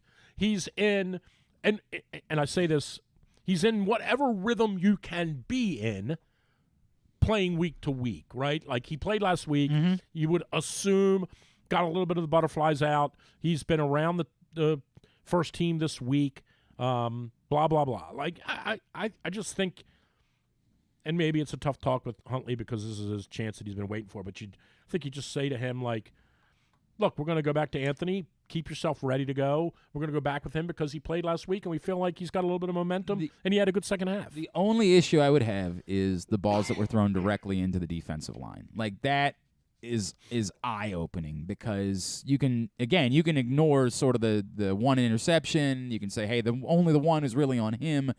But there were an awful lot of balls that and could have been. If we game plan this right, and I can't believe I'm saying this, if we game plan this right and we run the ball 35 or 40 times and we try to minimize what he has to do, hey, you're going to throw the ball 20 times. We need you to go 13 for 20. Can you do that for 135 yards? Like, that's all we need from you.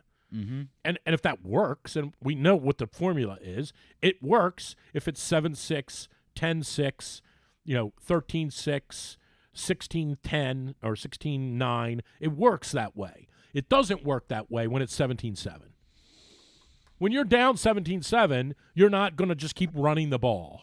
But if you're down 7-6, 10-6, you can plod along, take the air out of it a little bit, try to keep it a one-score game as long as you can. Maybe you block a punt. Maybe you pick up a fumble. Like, as long as you keep it within a score or so, you can continue to run the ball. Now, I know I'm saying that, and I know we all know what Roman's, inclined to do. We're losing 7-6. Start throwing it. But I think their formula should be pretty obvious. We're going to run the ball, and that's what we're going to do. And if that means, but then why does it matter who's the quarterback? Well, wait. Right? We're going to run the ball, and if that means that we go 3 and out, 6 and out, and 3 and out, but we've run it, and we're into the second quarter, and it's only 7-0, and we make it 7-3, and maybe they get a field goal at the end of the first half, and it's 10-3.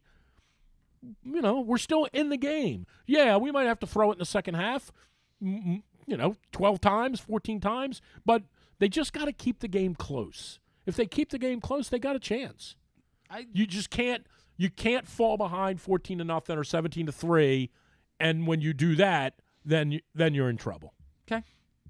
Then you're in trouble. Okay. Now you're forced out of your whatever proposed comfort zone you have. Oh, you're out of it. There's no ability. They have zero ability to win a football game like that. They have none. No matter what. You would assume they don't. If they had a healthy Lamar, they might have a chance, but even then you have to squint in order to get there because you still don't have any wide receivers at all. Right. You have nil wide receivers. Right. Number 3, would you rather? Speaking of wide receivers, would you rather? Yes. Well, there's some rumors about DeAndre Hopkins being on the trade market. Spare me about how smart you think you are about what a DeAndre Hopkins trade looks like. We're playing a game. Would you rather the Ravens ship their first-round pick for DeAndre Hopkins or draft a wide receiver, Jordan Addison, for example, from USC, with their first-round pick? Oh, boy. Well, here's what I'll say. Let me get to my answer. Let me just look at something about him real quick. DeAndre Hopkins? Yeah. I want to say he's 30. Is that accurate? He's actually going to be 31, I believe, before the season begins. I'll double-check on that. Yeah, you're fine. See, it's 30 right now. Yeah. All right. So here's what I'll say. That if you look at our – I don't even want to say if you look at our history because that almost isn't germane to what point I'm going to try to make. Who are the best right now in your mind? Who are the best 5 wide receivers in the league? In your mind right now? Jefferson, Adams, Hill, Diggs, Kupp, probably. Okay. I would agree with that. I think I don't know if we're missing anyone. I mean, A.J. Brown would be in the conversation. Okay, but Jefferson, Adams, Hill, Diggs, Kupp. And Kupp. Okay. How did they get to their respective current teams? They were drafted. No, not all. Not all. Not any. At all. Kupp was drafted. Jefferson was drafted. Jefferson was drafted. The other 3 the rest of them were on there. Were traded. Yes, were traded. Did you say Hill? Yes. You said Tyreek Hill. Yes. Okay. So again, I'd have to really do some. I'm kind of doing this off the cuff, and I have to really do some research. I think if you look at Hopkins is in this. Hopkins fits this mold too. How did he get to his current team? He was traded. Right. Yes. I don't think. I mean, Jefferson is clearly an outlier, and Kupp is too. I don't think. I think drafting these receivers for whatever reason this is, and I don't have the answer to this. It's the most mercurial position in football from a drafting standpoint. Mm-hmm. It's so oddly unreliable. It's incredible. I don't know if I agree with that. Oh. I think for the Ravens it is. Go through the list of them. Well, but I think that's the same list. I don't think there's anything that's more of an outlier at wide receiver than it is at any other position. And in fact, I don't know about that. But anyway, here's my point as it relates to the Ravens and Hopkins. I think if you're going, and Devontae Adams is a guy too, right? I think if you're going to try to really upgrade your wide receiver position in a significant way, the only way to do it is by trade. And here's why. Because you know what you're getting. because you have a proven guy. Now, we can make all the arguments we want about Roman sucks, Lamar this, Lamar that, who's going to be the quarterback. You can do all that stuff you want. And all of that, as Qadry Ismail said, some of that is relevant, no question. No doubt about it. But I think you're way, way better served, even if he's $34 million for 2 years, you're way better served bringing in a free agent. I think that age gets to be a little – look at Julio Jones. Julio Jones went from Atlanta to Tennessee. Everyone thought, dude, the Titans just sealed their way to the Super Bowl. He's in Tampa. He looks like Fred Sanford. He's immobile. I don't know how that happened. And I don't even know how old he is. How old's Julio Jones? 32? I think he was 30. But anyway, 30, yeah. So Hopkins is now getting to the age. He's 33, and he's going to be 34. So it's hard for me to say this because I'm about to be 60. Hopkins is getting to the age now where you do have to be careful because, much like running backs, receivers, and you could use Deshaun Jackson as an example, he's 35, receivers just kind of overnight, they sort of they just lose it. Some of them, most there aren't any Tom Brady's. And I'm not saying anybody's going to play the 45. No, but there's, who's the best old wide receiver in the league? I mean, right at the moment? Yeah. I had to think about what are we qualifying as old? Because Mike Evans is still 35. really good a decade into his career. 35. I mean, okay, fine. There aren't 35-year-olds. I'll give you that. Okay, there so aren't. keep going there back. Definitely aren't So keep going back. 33. No, that's. I would have to think. I've got to be honest with you. I don't off the top of my head I know you who's don't, 33. but I'm just saying. But I'd have to think there about might that. not Yes, be any at 33. I hear you. Keenan Allen's probably about that age. Okay. And he's still really playing very well, good. no doubt. Yes. So my point being with Hopkins is you're getting to the point now where Keenan Allen's only 30. Yeah, but you're getting to the point where How is Keenan Allen only 30? He's been around for an eternity. Well, the one guy, the one big boy still plays for Duke. Right. The one kid still What's there. His face? I can't even think. Plumlee? Yeah, Plumlee's still there. He's got 2 more years. Well, there's been also 6 Plumlee. And Brad Davison's still at Wisconsin no doubt. for his 9th year. I think Perry Ellis is still at Kansas. So all I'm saying is I think you've got to, and maybe it's Adams, but I think you're way better off trading for one. So when you say, would you give a number 1 draft pick up for Hopkins, I might give one up for Adams. But that's not the game I'm playing. No, I know. Yeah. But I'm saying I do think the age Everyone matters. would give up a number 1 pick for Devontae Adams. So Everyone I would. think the age does matter. So but again, I'm going to go off of what we've done hasn't worked. I think I would give up a number 1 for him. Okay.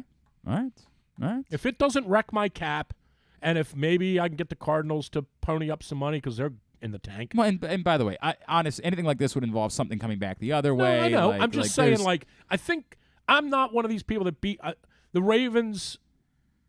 When you and I have talked about this for a long time. For all the grief that the Ravens get for the wide receiver, whatever you want to call it, issues that they've had drafting, they are equally as adept at drafting defensive backs and other positional players, right? Sure. They're very good at drafting tight ends. They're very good. They have a niche, and they don't have a niche. No, not at all. Not remotely. But I know what we do. We, in general, people just negative. No one balances it out. But I do also think it's fair to say this has just not been our forte. But that always goes back to then, are you just abandoning ship? And I've never. No, we're not. We're better the devil you know than the devil you don't. Here's the deal. We're going to go ahead and give up a number 1 pick for Hopkins because we know this. If we draft one at 1, there is an indoctrination period into this that maybe we don't want to go through. But if we bring Hopkins in, we don't have to worry about an indoctrination period. We're just going to throw him to football. And also remember, by the way, this one is absolutely split. And this also is remember extraordinarily that there's split. no, and I hear this all the time from people about Pickens. There's no guarantee ever that just because you passed on a guy, he was going to come to your organization same guy that and he be was as somewhere else. dynamic. It never works that way. I agree with that to some extent. This year, I think the criticism is unique. The uniqueness of the criticism is you ran off your productive wide receiver and knew you had nothing and did nothing. And you're saying Anthony Brown? What? I mean, not Anthony Brown. Yeah, You're saying yes, Hollywood Brown. Hollywood Brown? Whatever his faults are, he was your productive wide receiver. He was the guy.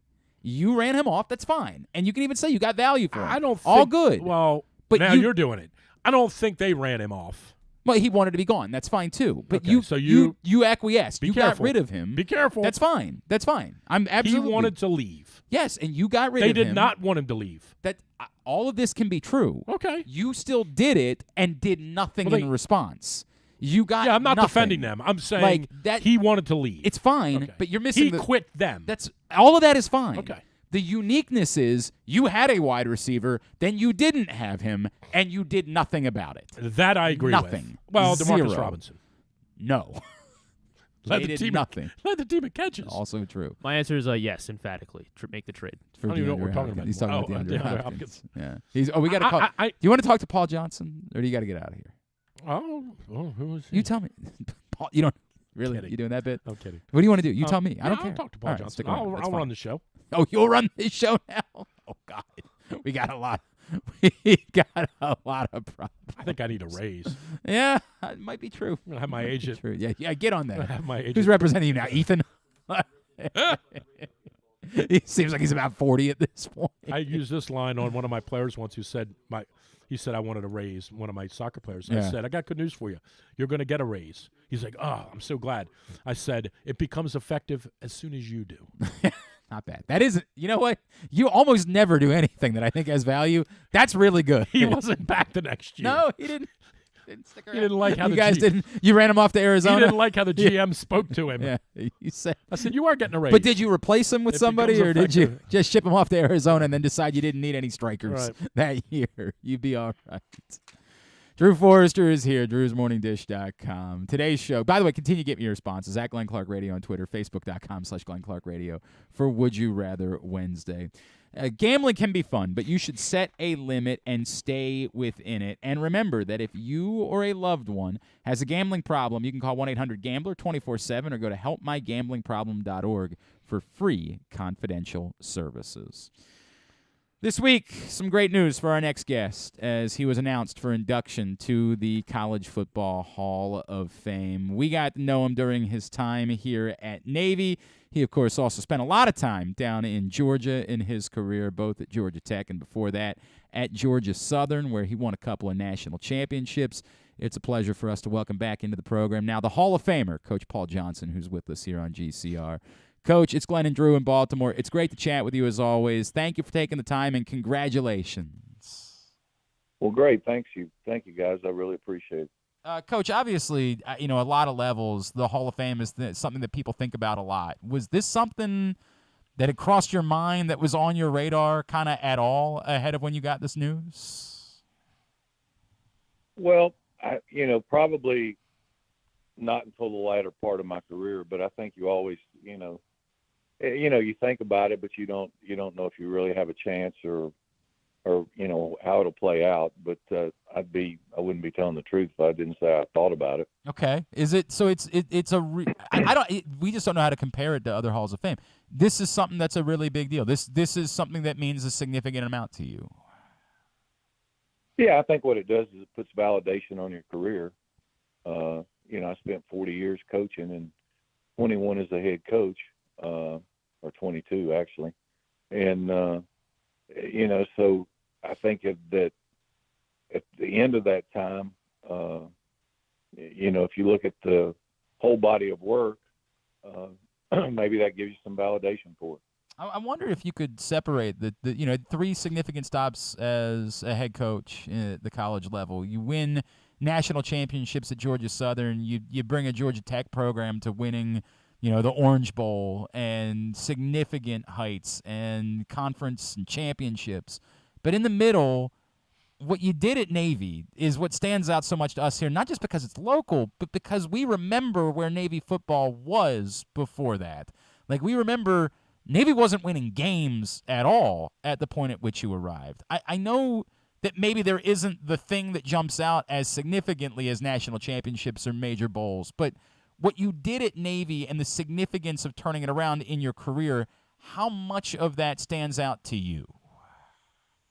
Oh, a lot. I mean, I think that we were fortunate. It wasn't just me. It was the staff and everybody involved. But I think that we changed the culture there. And when you can go in and do that, it's amazing. I think, when we got there, they had won 3 games the 3 years prior to us being there. My first year, we won 2. And we had to cut the football team down some and make sure that we had guys who wanted to play out there that weren't just getting out of extra activities. And we took away the excuses for losing. I just didn't want to listen to them, I told those guys, everybody goes to school. Everybody has hard work, la-di-da-di-da. And once we got it going, the players took over. I mean, each class kind of took over, and they were not going to be the ones to let it slide back. And after that first year, I don't think we ever lost or we ever won less than 8 games again while I was there. And, we were 11-1 against the other academies, and that's something I was really, really proud of. Hey, Coach, real quick on a personal note, my mom was from Lenore, and every time we went to Blowing Rock, we would always stop in lovely Newland for a bite to eat at the diner or something like that. So, right. Well, there was only one diner in Newland, so you got it. Yeah. Is that for real? That was yeah. It was Newland's about as big as this office, I think. But Blowing Rock was always one of our vacation stops up in Boone. Well, that's where we live now. About we've got a home up there, Grandfather Golf and Country Club in Linville. Nice. And that's where we spend the summers. We're actually out here in Arizona now for the winter for a couple months, but nice. It's a little chilly up there in the mountains in North Carolina right now. No doubt. Hey, Coach, let me ask you, and that I know you've fielded this question thousands of times. Why wouldn't your offensive concept work at the NFL level? It does work. Okay. I mean, you've got one right there in town that's pretty close to it. Right.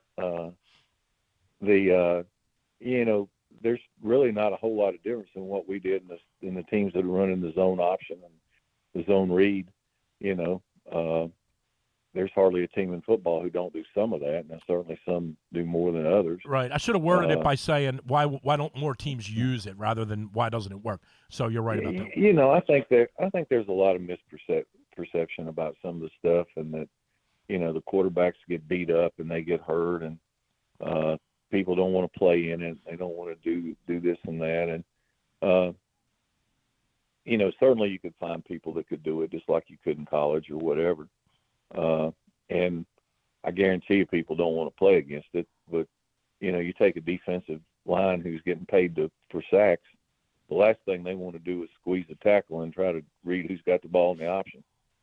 And we see that like a lot. Exactly. We see that a lot. Yeah. Did you notice? Like, I remember you were here in Baltimore a few years ago meeting with the Ravens as they were kind of implementing what it is they were going to do. Did you notice as you were watching that? Did you ever look at a play and say, I think that they might have taken that one from us. I think that might have been one of ours. No, not really. I mean, we actually sat down and visited and talked through blocking schemes and different things when I was there, and I really enjoyed it. Certainly the guy that they got playing quarterback there he's a freak. I mean, he's as athletic as anyone I've ever been around. And they've got some good concepts and some good ideas of what they do, and I think they've meshed it together, pretty well. Hopefully they'll be able to mesh it together in the playoffs here for a couple of weeks. Paul Johnson is with us, former Navy coach. Now he's headed to the College Football Hall of Fame. Coach, obviously you referenced, changing the culture, and that stuck around for a long time at Navy. I'd be remiss to not ask what your response was. We're hopeful for Brian Newberry, and we like him a whole heck of a lot, but, there was a lot of disappointment around here with the decision to let go of Kenny Amanalolo, who I know was your guy and was able to continue and, I don't know, maybe even raise that level from the point at where you left it. What was your response when you heard that he was being let go? Well, disappointed. I think anytime anyone loses their job, you're disappointed. And But, I try to look at the positive. He was there for a long time, and he had a great run and accomplished some great things. So, he'll leave a pretty good legacy there. And, things change and for whatever reasons, but, certainly he left his mark on that place, and he'll be remembered there for a long time. Do you have a sense for what like a reasonable standard is as a service academy coach? Like it's one of the things we talk about a lot. Like you guys did so much winning that I almost wonder if like the standard was raised to a level that's not fully fair given everything that goes on in a service academy for what expectations should be. Yeah, I think that happens everywhere. It's almost like if you go in and I'll take Georgia Tech, for example. We went in and won 20 games the first 2 years. Mm-hmm. So all of a sudden that becomes the norm. I mean, that's what they expect. Well, mind you, they had only won 9 games like 4 times in the 35 years before we got there. But that doesn't matter. That's the new norm. So that's kind of what you're judged on for a little bit. And then it goes from there. I remember when I left Georgia Southern, we had gone 62-10 the 5 years I was there as head coach. One of my assistants gets the job. They fire him 4 years later, and they haven't had anybody since that had as good a record as he had. But the standard was set to a point where it was almost impossible to stay there. And that's what happens sometimes. And I think probably what happened with the academy is there's certain things that each academy can do to help. And I know in talking to Kenny, he was talking about that the other 2 academies were able to stretch their guys during COVID, and they weren't at Navy and this, that, and the other. And the one thing you have to do at the academies, you have to beat the other academies, I think. And that's the one big thing. And, it's hard to do if you're not on a level playing field. That's fair. It's extraordinarily fair. Coach, before I let you go, I one of my all-time favorite football games, one of my all-time favorite games ever was in 2007, and I wonder where it is on everything that you accomplished in your career. Where is ending 43 years of futility against Notre Dame? And I know it wasn't a great Notre Dame team, but it was a great day, and it was still Notre Dame. It's a great win. Where does that rank on the list for Paul Johnson and his life that day in South Bend? Well, it's special. There's no question. I was so happy for the guys who were playing and really for the whole academy. I mean, it's been so long, and there's a pretty funny understory to that one because before the game, Charlie Weiss was talking, and we were talking at midfield, and he was talking about it. He said, "You guys score a lot of points." He said, "I don't know how you score so many points." And he said, "Look at your guys and look at my guys." And he said, "I'm a great play caller." And I just like, okay. And but he goes, "You guys score a lot of points. You just can't get enough." And when we won the game, I couldn't help myself. I went across the field and I said, "Coach, we got just enough." That's pretty good. That's pretty good, Coach. Got just enough, 46-44. What a day that was, and what a win it was to the academy, and a major statement about. And obviously, it was something that happened a couple more times after that, and so thankful. Hopefully, we won't. Certainly they got him. Yep. Yeah, they got him a couple years in a row, I think. Hopefully, we'll never see that number get back up to 43. How's life these days, Coach? What are you up to? What are you doing? Other than spending time out in Arizona at the moment. Well, we've got, I don't have much structure. I'm probably getting ready to go walk the dog, maybe go to the horse track. Nice. But play a lot of golf. Yeah. Especially in the summer with our home up grandfather. We've got a home there on the 10th hole, and we've got a good group that we hang out and play with, and really just kind of getting settled here in Arizona. So trying to find my niche, and I'm sure I'll be playing a lot of golf here in the next couple months, and just kind of being retired. Not bad. Doesn't seem like a bad life, Coach, at all. when you need a full-time caddy, you just let me know, and I'll be right there in Arizona and up in Boone with you. There you go. All right. Sounds good. Hey, Coach, the College Football Hall of Fame. It's an extraordinarily great honor. Congratulations. You're very well deserved. We We appreciate everything you did during your time here in Annapolis, and look forward to seeing you get inducted this year. Thank you so much for taking a couple of minutes for us this morning. All right, guys. Take care. We'll see you soon. Coach Paul Johnson, of course, former Navy football coach, headed into the College Football Hall of Fame. Arizona, huh? Doesn't seem like a bad place to be. Arizona. Yeah, huh? and what idiot would go out there and then maybe leave? Imagine doing that. Could you imagine having a great gig out in Arizona? Well, you had to leave. I didn't actually. I did. Didn't they tell you? Well, there were some incidents, but Yeah. they were going to let me stick around. Yeah, well, they were going to force you to stick around. Yeah, that's in fact the exact All right. opposite. All right. Correct. They were going to force me to stick around in Arizona. Drew Forrester is here. Drew's Morning Dish. Are we done now? You and I arguing? Well, what do you want to argue about? No, I said, are we done? Well, you tell me. Do you have something else you want to argue about? You got so You wanna- mad. You got so mad We're not earlier. revisiting it. We're not doing You got so this. mad. We're not doing this. I love how you get so spirited about this. This is very different. This isn't a passionate about opinion. This isn't the way that we do things. Like I do think that we have to be very careful when we say But you're things saying any the same longer. thing everybody else is saying. I'm not. What do you mean? I'm saying that? You sure you are. Why? Why don't you think he's playing this weekend? Because he can't. That's exactly correct. Right. Right. So what are you? I don't understand what's going on here. Yeah, you're moving. We're saying you're the moving same thing. Are we? You've already said he doesn't want to play if he isn't healthy. It's not what I said. Oh, it isn't? I said I don't think he can play. Because why? That's what I said. Because he's not healthy. Correct. You said you don't think he wants to play. You're That's using correct. different words. He doesn't want to play unless he's healthy. God's sakes, we're not doing this.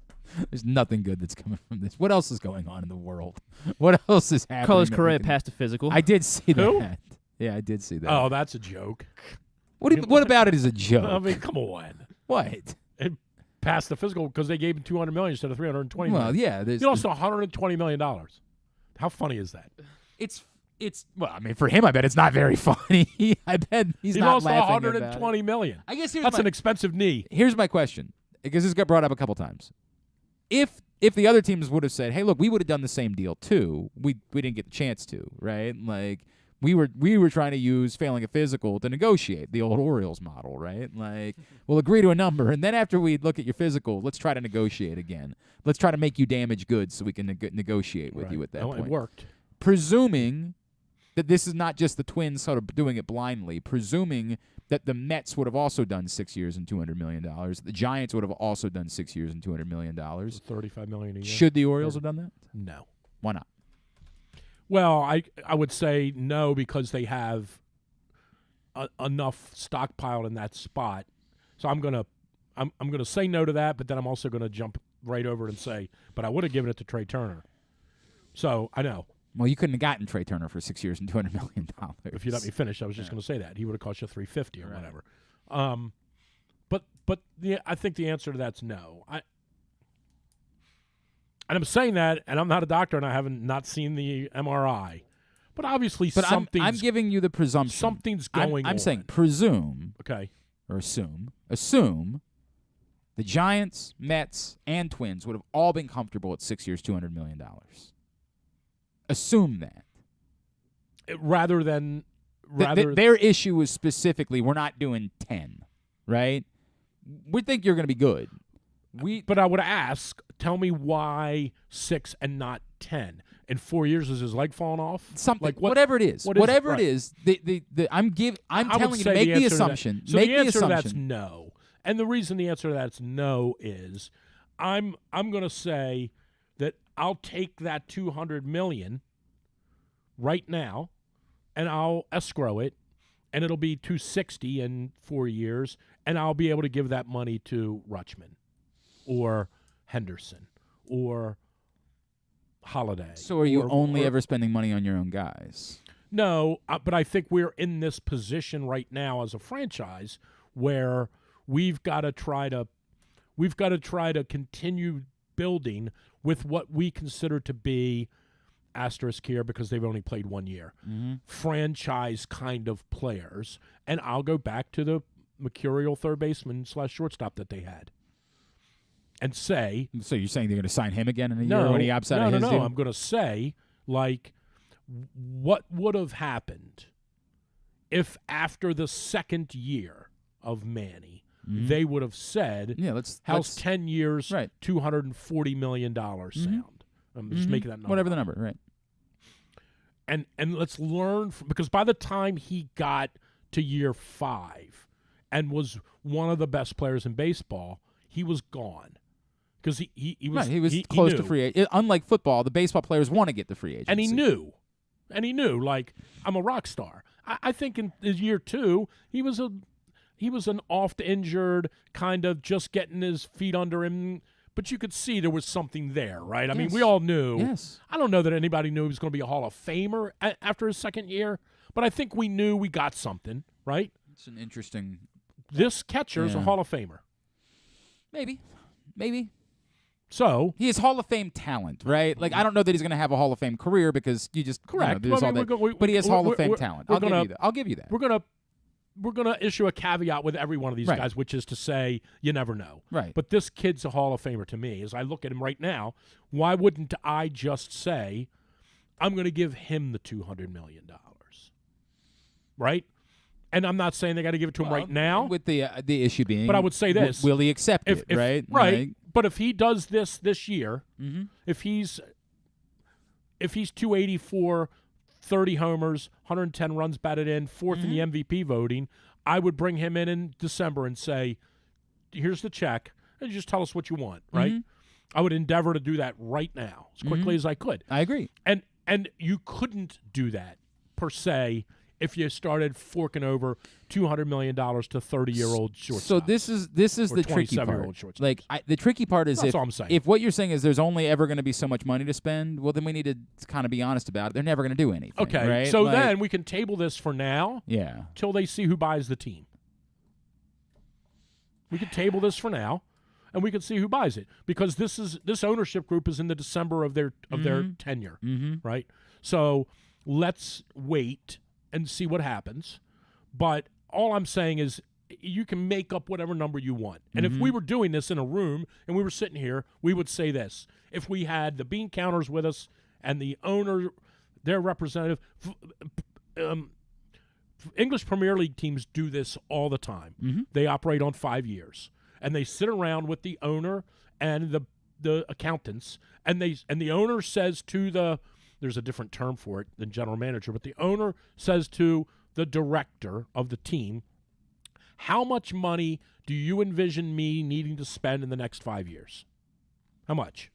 And then they bring in the technical director, right? The guy who knows. By the way, if you watch the Wrexham show with Ryan Reynolds, it's wonderful, and you see this exact thing play out. So exactly what Drew's talking about. They sit at a lower level of it. It's not the Premier League. League. But they sit down and they say, okay, here the technical director who knows football comes in and says, okay, here's the deal. We got a left fullback who's 29 years old. Yep. And he's a little limited, and we got him for 2 more years, and then we'll probably be able to sell him to a second division team. His career will be ending, but he'll still get the same amount of money, but he'll go to a second division team. He'll lift them up. He'll go, and I'm making this name up because he'll go to Watford to boost them. We'll get rid of him. The center back, we're going to need a real center back in another 2 years. Here are the 5 center backs right now that we could go chase.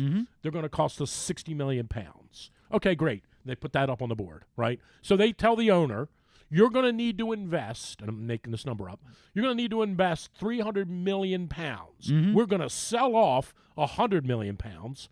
We're going to bring in 400 million. You need to have 300 million pounds ready in 5 years, right? And so that's how they go about building their team. And it's not really that dissimilar to baseball in that it's positional. You can look on the board and say, hey, you could have done this 2 years ago for the Orioles. Just pretend that we're in 2020. You're Billy Beans sitting around with Jonah Hill. But just pretend 2 years ago you would have said, and if we wouldn't have taken Henderson, you would have said, as the Orioles, in January of 2021, you would have said, hey, in the 23 season, we're going to need a shortstop. And here are the 3 or 4 that are going to be available. Yep, lots of them. Yep. Now, put your $300 million away because we need one of those 4 guys. Right? So you could do that right now, or you could say, we already have the catcher. We already know we have him. He's here. I hear you. The conversation I'm going to compare it to is the conversation. But you got to have the owner. So what I'm saying is when the ownership changes and the new owner comes in, because this ownership group is not inclined to do that. We all know that. Probably not. Well, they're not. They haven't. I think incline's a funny word. I don't know if they would be inclined if they could, right? Like the decision maker. Okay, but historically, this franchise has never spent. I understand what you're saying. I'm saying I don't know if John Angelos would be inclined to. I don't think he has access to the money in order to be able to do it. Like his inclination might be very much to say. You don't think they could have given Manny Machado $30 million a year? That's different decision maker. That was Peter Angelos making that decision. Okay, it was like you have to. Oh, okay. It was a different decision maker at that time. No, you're right. I don't know what I have no idea what John Angelos' inclinations would be as an owner because we don't know that he's ever had the opportunity. The new owner who comes in, right? I would say most of those people who come in want to come in with some sort of splash.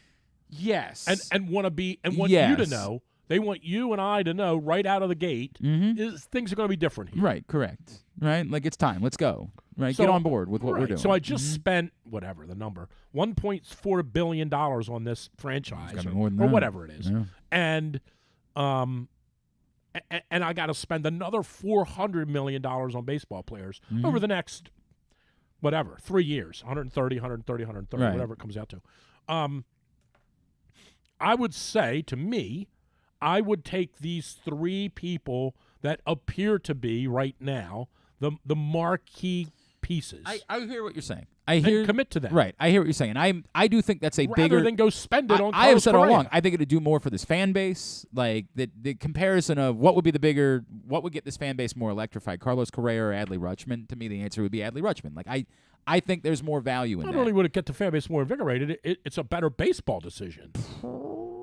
The argument being you can always do it with Adley Rutschman next year, right? Like you don't. The only have negative to you do have it about now. Rutschman, and this isn't even a negative because of the designated hitter or right is you don't know if he can be a catcher for 10 years. Correct. Right. The only negative you have is the natural wear and tear on his body, and 5 years from now you say, "Hey, this spring training, maybe you should pick up a first baseman's glove." Right. Just correct. for kicks. Correct.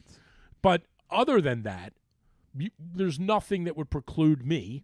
It's not my money. Nothing that would preclude me from saying to him right now, we were going to give Carlos Correa $200 million. We're going to give it to you. And I agree with that. But the only flip side argument being, but you can give it to him next year. You can't cut your hair. You can't. I'm not opposed to that. You get rid I'm of not that opposed hair, to and then you're done. You can't give Carlos Correa $200 million next offseason. Is the point that I'm making. Right. You have one chance. You have one option for that guy. You have multiple options for Adley Rutschman. You don't have to do it now.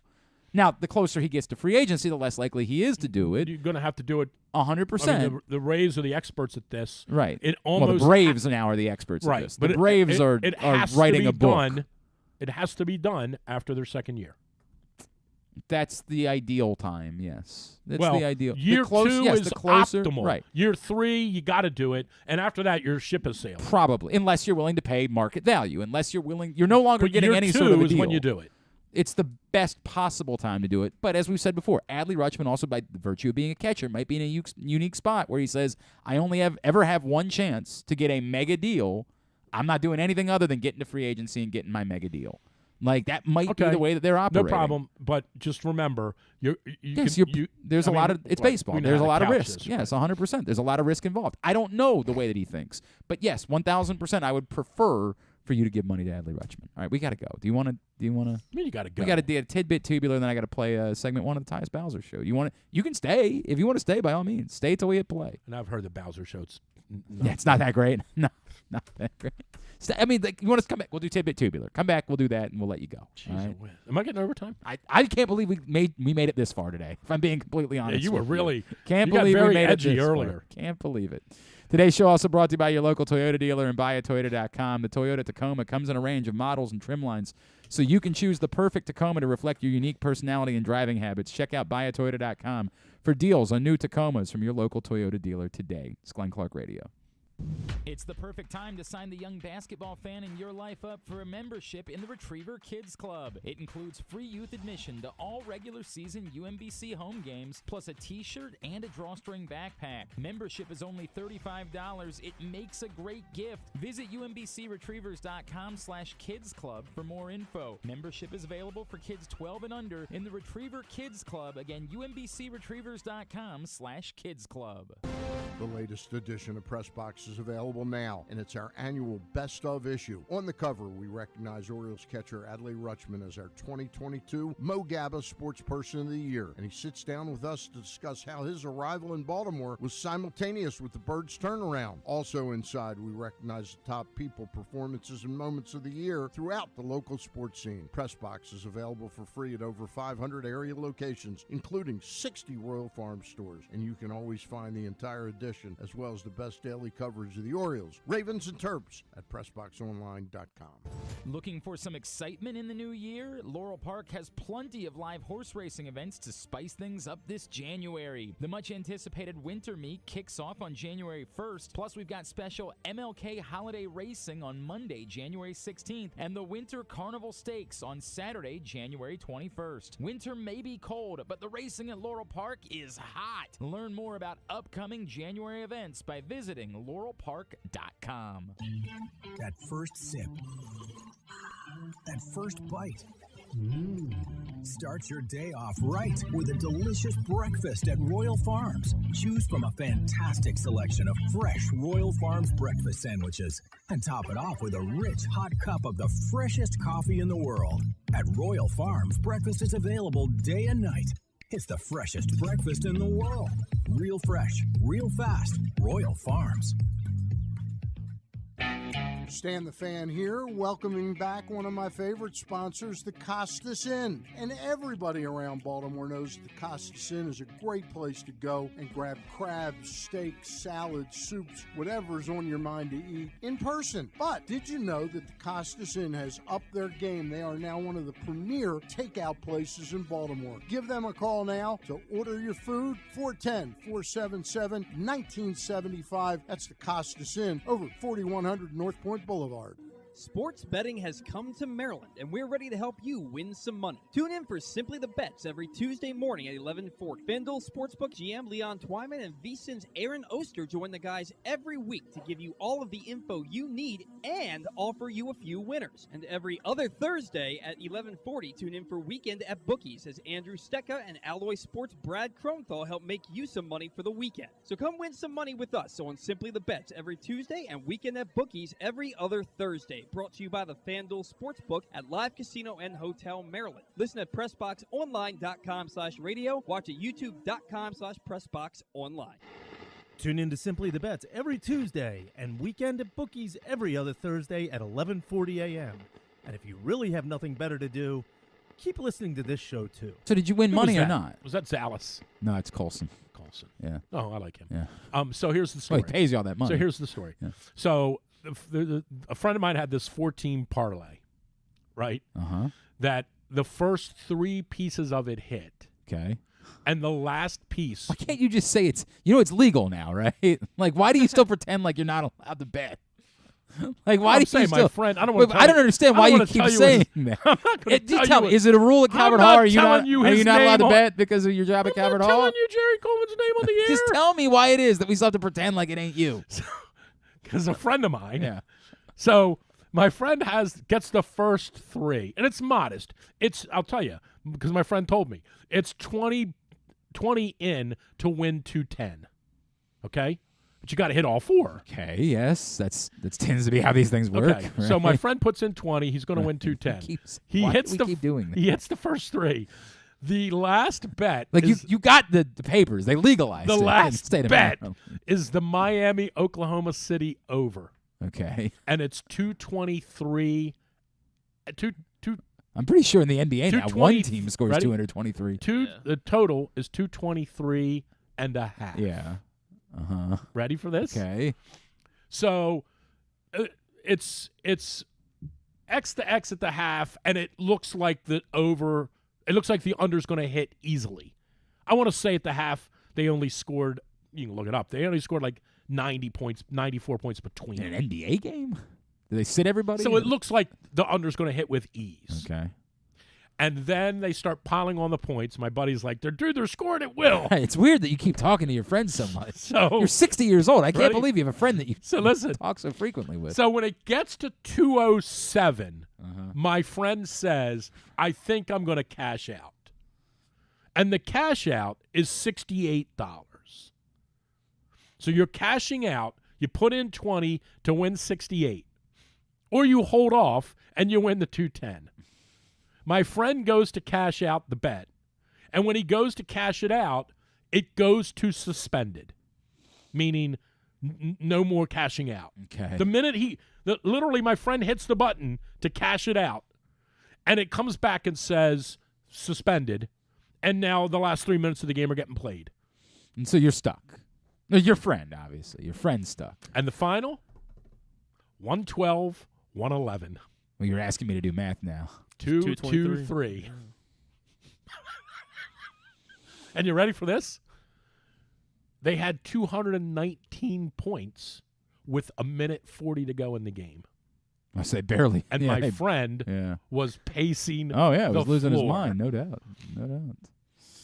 Well. It's unbelievable. Well. I mean, I said to him, I'm like, dude, Right. I hope you're Right.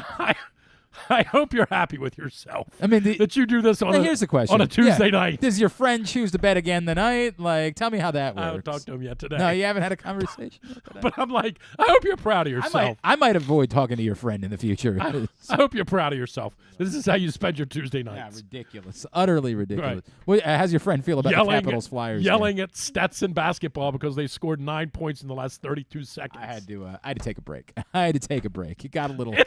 If got you a little watch, got a little unhealthy. Look, here's the thing I'll just say about Yeah. sports gambling. If you take and just make the number up. If you take $50 and you bet $10 on 5 games, and you just bet it, put the phone down, and do whatever else you do on an evening, and at 11 o'clock you say, "Oh, how'd I do?" If you don't put yourself through it. But yes. if you if you get embedded into these games, it is toxic. It's worse it's than toxic. it's so it's toxic. unbelievable. You can't function. You say don't- things that you never thought you were capable of saying as a human being. You end up getting in fights with people. It's bad. incredible. It's so bad. It's so bad. 2 things really quickly. You guys had 211 points with 3 minutes to go. You needed 13 more points. You couldn't do it? What's wrong with you people? Shameful. Shame. You should be embarrassed. All of you should my be friend's embarrassed. Right, your friend. Yeah. At least you witnessed history. It was, Again, it was a why historic can't night you for the just... Miami went 40 for 40 from the foul line last night. It's going up in Tidbit. They went 40 for 40? 40 for 40 for 40. They never missed a foul shot. That's pretty unbelievable, honestly. Well, Maryland's had that happen to them. Wait, Except you they've against gone them? 0 Yeah, for 40. 0 for 40. Right. Jesus. They won a game. Get that going. for Okay. them. I mean, they're not. They're not. They're not okay. Right, that's what I said. No, they're not okay. okay. They're definitely not okay. They just beat Ohio State. Without their best player. Well, that's true. They'd lost by 16 with that kid. Almost certainly. Hey, the FanDuel Sportsbook at Live Casino Hotel is the best place to watch and bet on every sporting event, including the playoff slate this weekend. Speaking of which, with the news I this like the morning, team, by the way. with who? I like the Terps. Oh, I'm do like you? I'm like Dude, you. yeah, all of a sudden you become a number one. Well, let me Well, ask you were you more this. of a turgid Well, let me guy. ask you this. I'll just ask you this. Yeah. How many games you been to this year? Zero. Yeah. Zero. Who likes the team? I barely watched any of the games because they play them all on Sundays. I don't know what that's all about. Drewski's been to 2. Okay. What is going on? What is going on in your life? It's coffee. This isn't a midlife crisis because you are way past midlife, my friend. I don't know what I this just like is the that's local going on teams. with That's you. all. Is that what it is? You like the local teams? So you're going to go down and see them play Iowa? Oh, they're on the road at Iowa. Never mind. Yeah, you don't even know where the games are. I don't even know when they are. I don't know anything about them.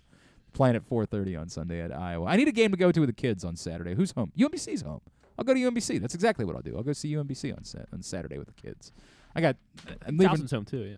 Are they home on Saturday? Yeah, I think so. Well, I'll probably go to Towson. Let me take that back. No, we'll go to UMBC. All right. That's exactly where we're going to go. We like UMBC. Okay. UMBCretrievers.com. That's where we're going to go. Steve Levy's still there? Yeah, he's Steve Levy's still there? I think he's going to be there till he dies. Yeah, I'm yeah, pretty yeah. Sure. By the way, the FanDuel Sportsbook, the number is moved by a point. It's now Ravens plus 7.5 after the news from Ian Rappaport this morning. I don't even want to share it, but here's a report from Jordan Schultz of The Score.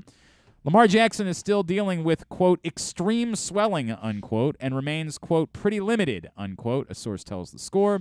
I'm told this has nothing to do with his contract either, so you go ahead. We'll just move right along. We'll just put that out there and not talk about it in any form or fashion. That's what we'll do with that. Tidbit is. Has this guy seen his knee? I have no idea. By the way, that dude should be totally. By the way, I think there is a small chance that comes from Lamar's camp. Knowing that reporter, there's a small chance. There's very little that's coming from Lamar's camp. Knowing. Let me ask you this real quick. Now, I'm being honest about as the wheel turns with this. Why wouldn't Lamar and/or the team, and maybe they've asked him? I'll preface this by saying they may have asked him, and he may have said, "I don't want to do it." Yeah, that's totally possible. Why wouldn't he? Why wouldn't he have 10 minutes with the media?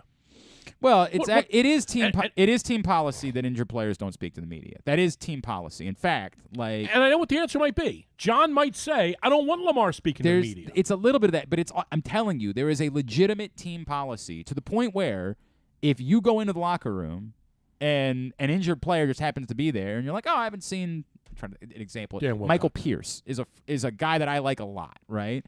And I see Michael Pierce happen to be in the locker room that day. I say, well, crap, I want to go over and talk to Michael Pierce. They would have one of their stooges. No, not stooges. I'm sorry, that's mean to say. They would have one of their. You got mad at me earlier. I'm sorry. I shouldn't have called them stooges. But you know what I mean. Like they would have one of their guys, flax gals, one of their folks. Professionals. But I'm saying it might not even Wouldn't be a girl, would it? I don't know. I don't remember whoever works there anymore. I don't go any longer. I'm out. They don't want me Might there. be a girl. I don't know. They wouldn't. They would have somebody. Female PR people would never go in the locker room, right? Or am I wrong? You're wrong. I'm wrong on that? Yes, you're wrong on that. That's interesting. They would literally come over and separate you. Say, you don't talk to injured players. That is a team policy that you don't. Okay. The injured players don't do media. Okay, but is that separate from, hey, Lamar, you need to do 10 minutes with the media? To your point, should they have approached him at some point and said, let's get this out of the Lamar, way. you know what's going on. We'd like roll to your pants up and show your We'd name. like to try to do this. Now, here's why they wouldn't. Should they do that? Well, maybe. Here's what I would suggest. John would never want that from a competitive standpoint. Sure, because then you're acknowledging. But John also knows that if he doesn't practice today and he doesn't practice tomorrow, that he's not playing Sunday, and the rest of the world knows that. Their answer would be, well, he can talk on Monday, right? Like, that would sort of be the answer at that point. And you know what I'm going to say to that as it relates to, and I go through this a lot, and I get yelled at on Twitter all the time. No one has any business. None of us, me, you, anybody, we don't have any business knowing anything about. We don't need to. We don't need to know. None of our business. We don't need to know. They're trying to win a football game. Correct. I do defend that. We want to know, but we don't need to know. I wanted to date Elizabeth Shue. That would have been wonderful. It didn't work out. That would have been. By the way, I have a story to tell you about Elizabeth. I tried to kiss her. I told you that. You knew that. The MIS and All-Star game. I have been told someone we both know has kissed Elizabeth Shue. Well, now I'm really jealous. Someone we know well. Has kissed Elizabeth Shue. I definitely tried at the MIS All-Star game in 1987. Breaking news. Because her brother played for the LA team. Andrew Shue, of course. All right. That's my claim to fame, by the way. When people, what's your claim to fame? Now it's the U.S. Senior Open, but I was at a party with Elizabeth Shue. That was what you had. That was not that you peed with Prince. I feel like that might have been. I might have led with that. I feel like that goes on the creepy side. That you peed with him? Yeah. I didn't pee in the same urinal with him. He's Prince. I'm pretty sure that actually. But I was at a party with Elizabeth Shue. Right. I don't know. I might be missing something here. Let's get a tidbit. I was there with her in the same. I'm aware. I was at a party with her. Tidbit is brought to you. Thank you. Tidbit is brought to you by the all-new Ginsu Kamado Grill. But I'm telling you, someone we know tells a hell of a story. I'm very jealous. That they have kissed Elizabeth Shue. Ginsu Kamado Grill. Kid with her on the beach. GinsuGrills.com. And I found out that story because they were one-upping my story about the time that I kissed Miss Jewish Maryland. I was telling the story of being a freshman at UMBC and Busta Rhymes playing at Quad Mania, and there was a girl that didn't go to UMBC that was at a party with all of us, and we thought the cops were coming, and so we all went to hide. Kissed her and ran out. And she and I went and hid in the shower in the bathroom for some reason, And we ended up making out. And I didn't know, and I found out later that she was Miss Jewish Maryland. It was a highlight of my life. To this point, still today. Don't tell my wife. It was a highlight of my life. So I'm telling that story. And then this person said, I got one better. And the answer was Elizabeth Shue. I'll tell you more about it in a minute. In fact, I'll write it down. Yeah, right, I'll write it down, and you get that response.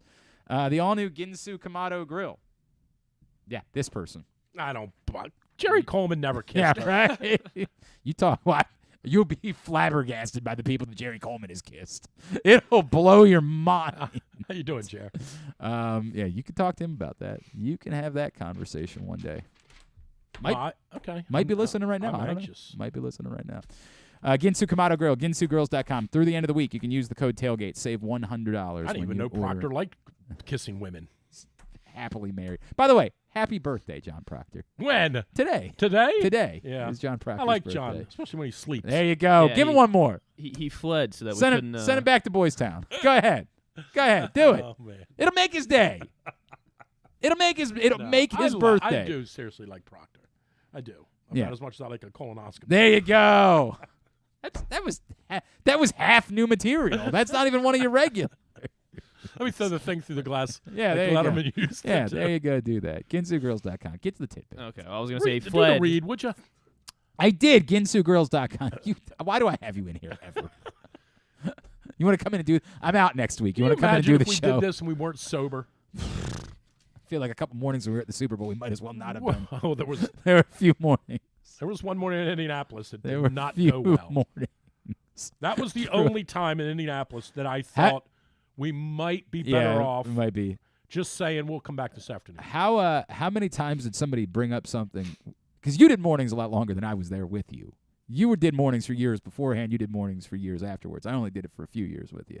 How many times did you say something, or somebody informed you of something that you said later in the day, and you said, Me? Did I said that? Yeah, right. There were quite a few I times. don't remember that. I just remember in Indianapolis, you and I were not in good shape, and we went to that. Remember we? What? There was the old Maryland Virginia Tech basketball game. Oh, yeah. And we went to that wasn't. Wait a second. No. That wasn't the Super Bowl. That was the Combine. Oh, I thought it was. We the were Super there Bowl. for the Combine, and we gave him the middle finger because he wanted to go to TGI Fridays. You remember how this went? Yeah, but I think it was you're Saturday wrong on night. that. No, it was Saturday night. No, it was a Sunday night for sure. Yep, it was a Sunday night. I think you're wrong on this. I don't think I am. I'm pretty sure you are. I know that Monday morning was the kickoff morning, and I don't think that. Well, Luke, then maybe we're talking about two different things. But I remember the Monday morning of the Super Bowl in Indianapolis. As always, the equipment worked on Sunday at 8. Oh, yeah, right. We of followed course. the same plan every time we got there. Yeah. We got into the town at 3. 1. Yeah, whatever it was, mid-afternoon on. The equipment never worked. Mm-hmm. We would then go to dinner. Mm-hmm. We would come back at 9, and the equipment would work. 100%. And then the next morning, it would never work. 100%. Right. Yes. So we spent the first hour or two. Well, the next morning in Indianapolis, it worked. And we were kind of banking on it not working. Right. And when we got there at 6:07 to get started, we were upstairs. Mm-hmm. Remember, we were upstairs, and they had the rope in front so that people could walk. This was the first year that people were allowed into the. People yes, could walk correct. into the. It's 12:18. What am I doing? We still have to play the Bowser. Get to the point. You were really hungover. Well, that's probably true. All right. That's almost certainly true. Okay. I was hungover a lot. That was I was like 24 That was or whatever my- I was. that was my 26. point. But you were supposed to be professional. Well, remember they had the That's now I've decided to be professional, and you're not. Remember they had the rope line thing through the middle of the city. Oh, I do remember that. Remember they Yeah, had I do the remember you could that. go into one of the buildings and take zip the line down. Take the zip line. 100%. I do remember that. And I know I had that shrimp with the. Oh well, you had that in Dallas, and you Oh. didn't know what you were getting into. They came down to the Dallas Super Bowl and I brought it, fainted. and you had no idea what you were getting into. I fainted. Yeah, it wasn't so. That was the worst of them all. The worst because we were iced in for the whole right. Correct. week. Yeah, it sucked. And what's his name's dad got in the cab with us. Oh, Larry Fitzgerald's dad. Yeah. And we're like, "Where are you going?" He Yeah. goes, "Just drop me off right here." And the guy's like, "Dude, So get weird. out of my cab!" It's so weird. was so weird. He wanted to ride to like the bar. Yeah, it was so weird. Two things. What airline? The guy goes, "What airline you going to?" Glenn goes, "We're going on Southwest." They said to Larry Fitzgerald's dad, "What airline you going to?" He goes, "I'm not going to the airport. Just drop me off right here." It wasn't nearly as bad as the Indianapolis Super Bowl when we nearly got held up. Oh. Where we got held up on the way to the airport. Oh. Well, the guy said it's another $25. Yeah, and Drew said, "You got a gun?" Just a straight shoot. The guy said it's another $25. He looked around. He said, "You guys got $25 more?" Yeah. I said, "For what?" He goes, "To get to the airport." I said, "You better put this thing in forward and drive and go, or we're gonna have a problem." Yeah, $25 more. Yeah, that legitimately, the guy pulled over on the highway. So, Glenn, you got a gun? Yep, got a gun. That was the anyway. The worst hangover I ever had. Worked. Oh, he drove the car. He got us to the airport. We didn't pay him anymore. I was not happy. Yeah, it was. Glenn was like, "Dude, well, we had waited fish out your $25." We had waited like 2 hours to get a cab to the airport in Indiana. It was a disaster. $45. Guy finally showed up. He's like, "It's $45." We gave him $50. We drove about 7 miles. The airport was 10. He stopped at a stoplight and said, "It's another $25." Yep. That was how it went. That's another $25. We already agreed to this. We already agreed to a number to get to the airport. That was the way that was going to go. The worst hangover I had was the Charlotte one. That one was the which is amazing because you would have think it was the Providence trip, but it wasn't. It was the Charlotte trip. You were singing. Maryland played where it was. We were doing live hits, like we were doing an event or something. And I got the microphone. Yeah. You had it for an hour, and I wandered Yeah. around. Then I came over, and I'm like, giving me the mic, and it's 9 o'clock. Yeah. And I got the mic, and I'm, "Hey everybody, welcome in here. We're at Schmedley's Bar and Grill, Ravens It was Drink Dale Specials." Earnhardt Jr.'s bar, Okay. whatever it was. And you came over and said, "I need a microphone real quick." I said, "Okay, here's Glenn Clark. You guys know Glenn, don't you? Hey, you guys let me talk. Let me do the Maryland fight song. Oh, little Maryland." And you're singing the Maryland fight song. And everyone's like, "Who is this guy?"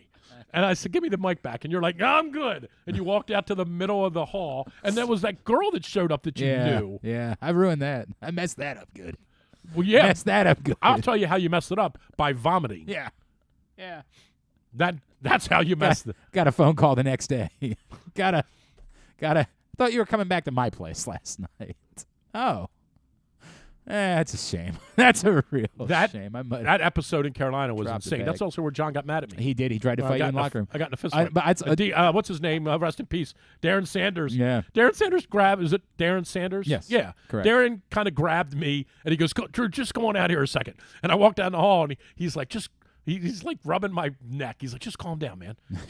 And I'm like, I'm not the one that started this. John yelled at me in front of the whole team. Right. He's like, "I know, man, but just calm down." I'm like, "Go tell John to calm down." Yeah, there was that. Ozzy rubbed the back of my neck. I was literally sitting in the press box like this that day.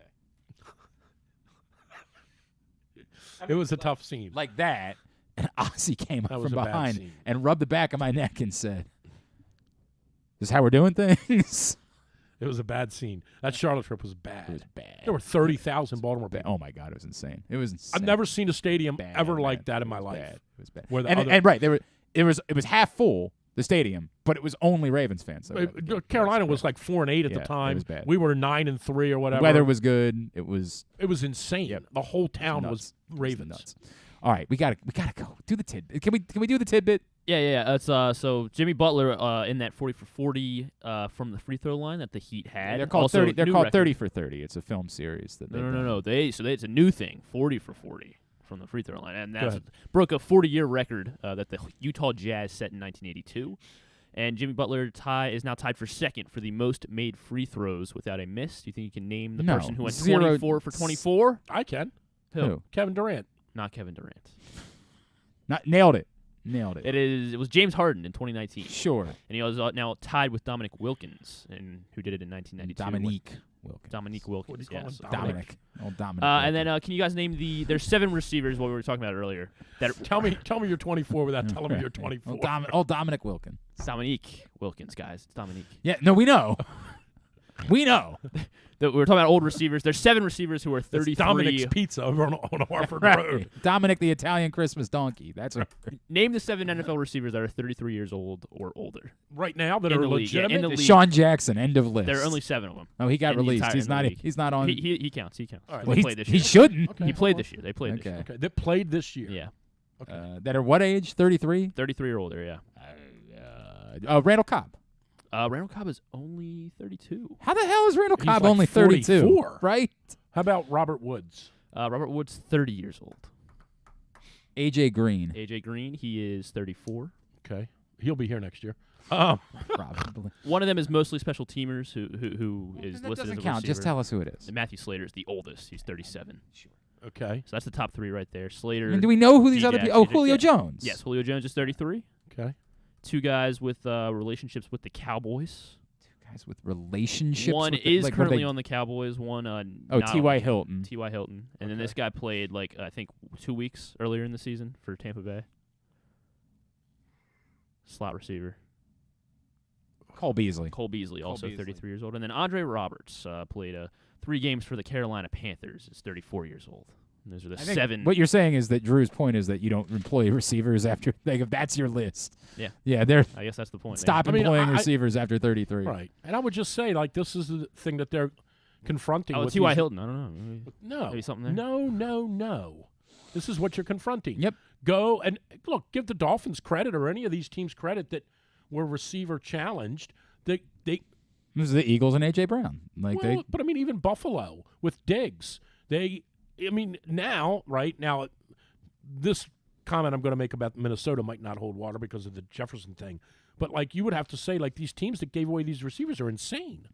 Yeah, but Minnesota's they- the only example of one. But they did what the Ravens didn't do. They gave up their receiver and then replenished immediately him, right. correct. But you just would say, like, to the Packers Right. and to these teams that willingly, it's the same thing Yeah. we just argued about with Antonio Brown. I mean, Hollywood Antonio Brown. Hollywood Yes. Brown.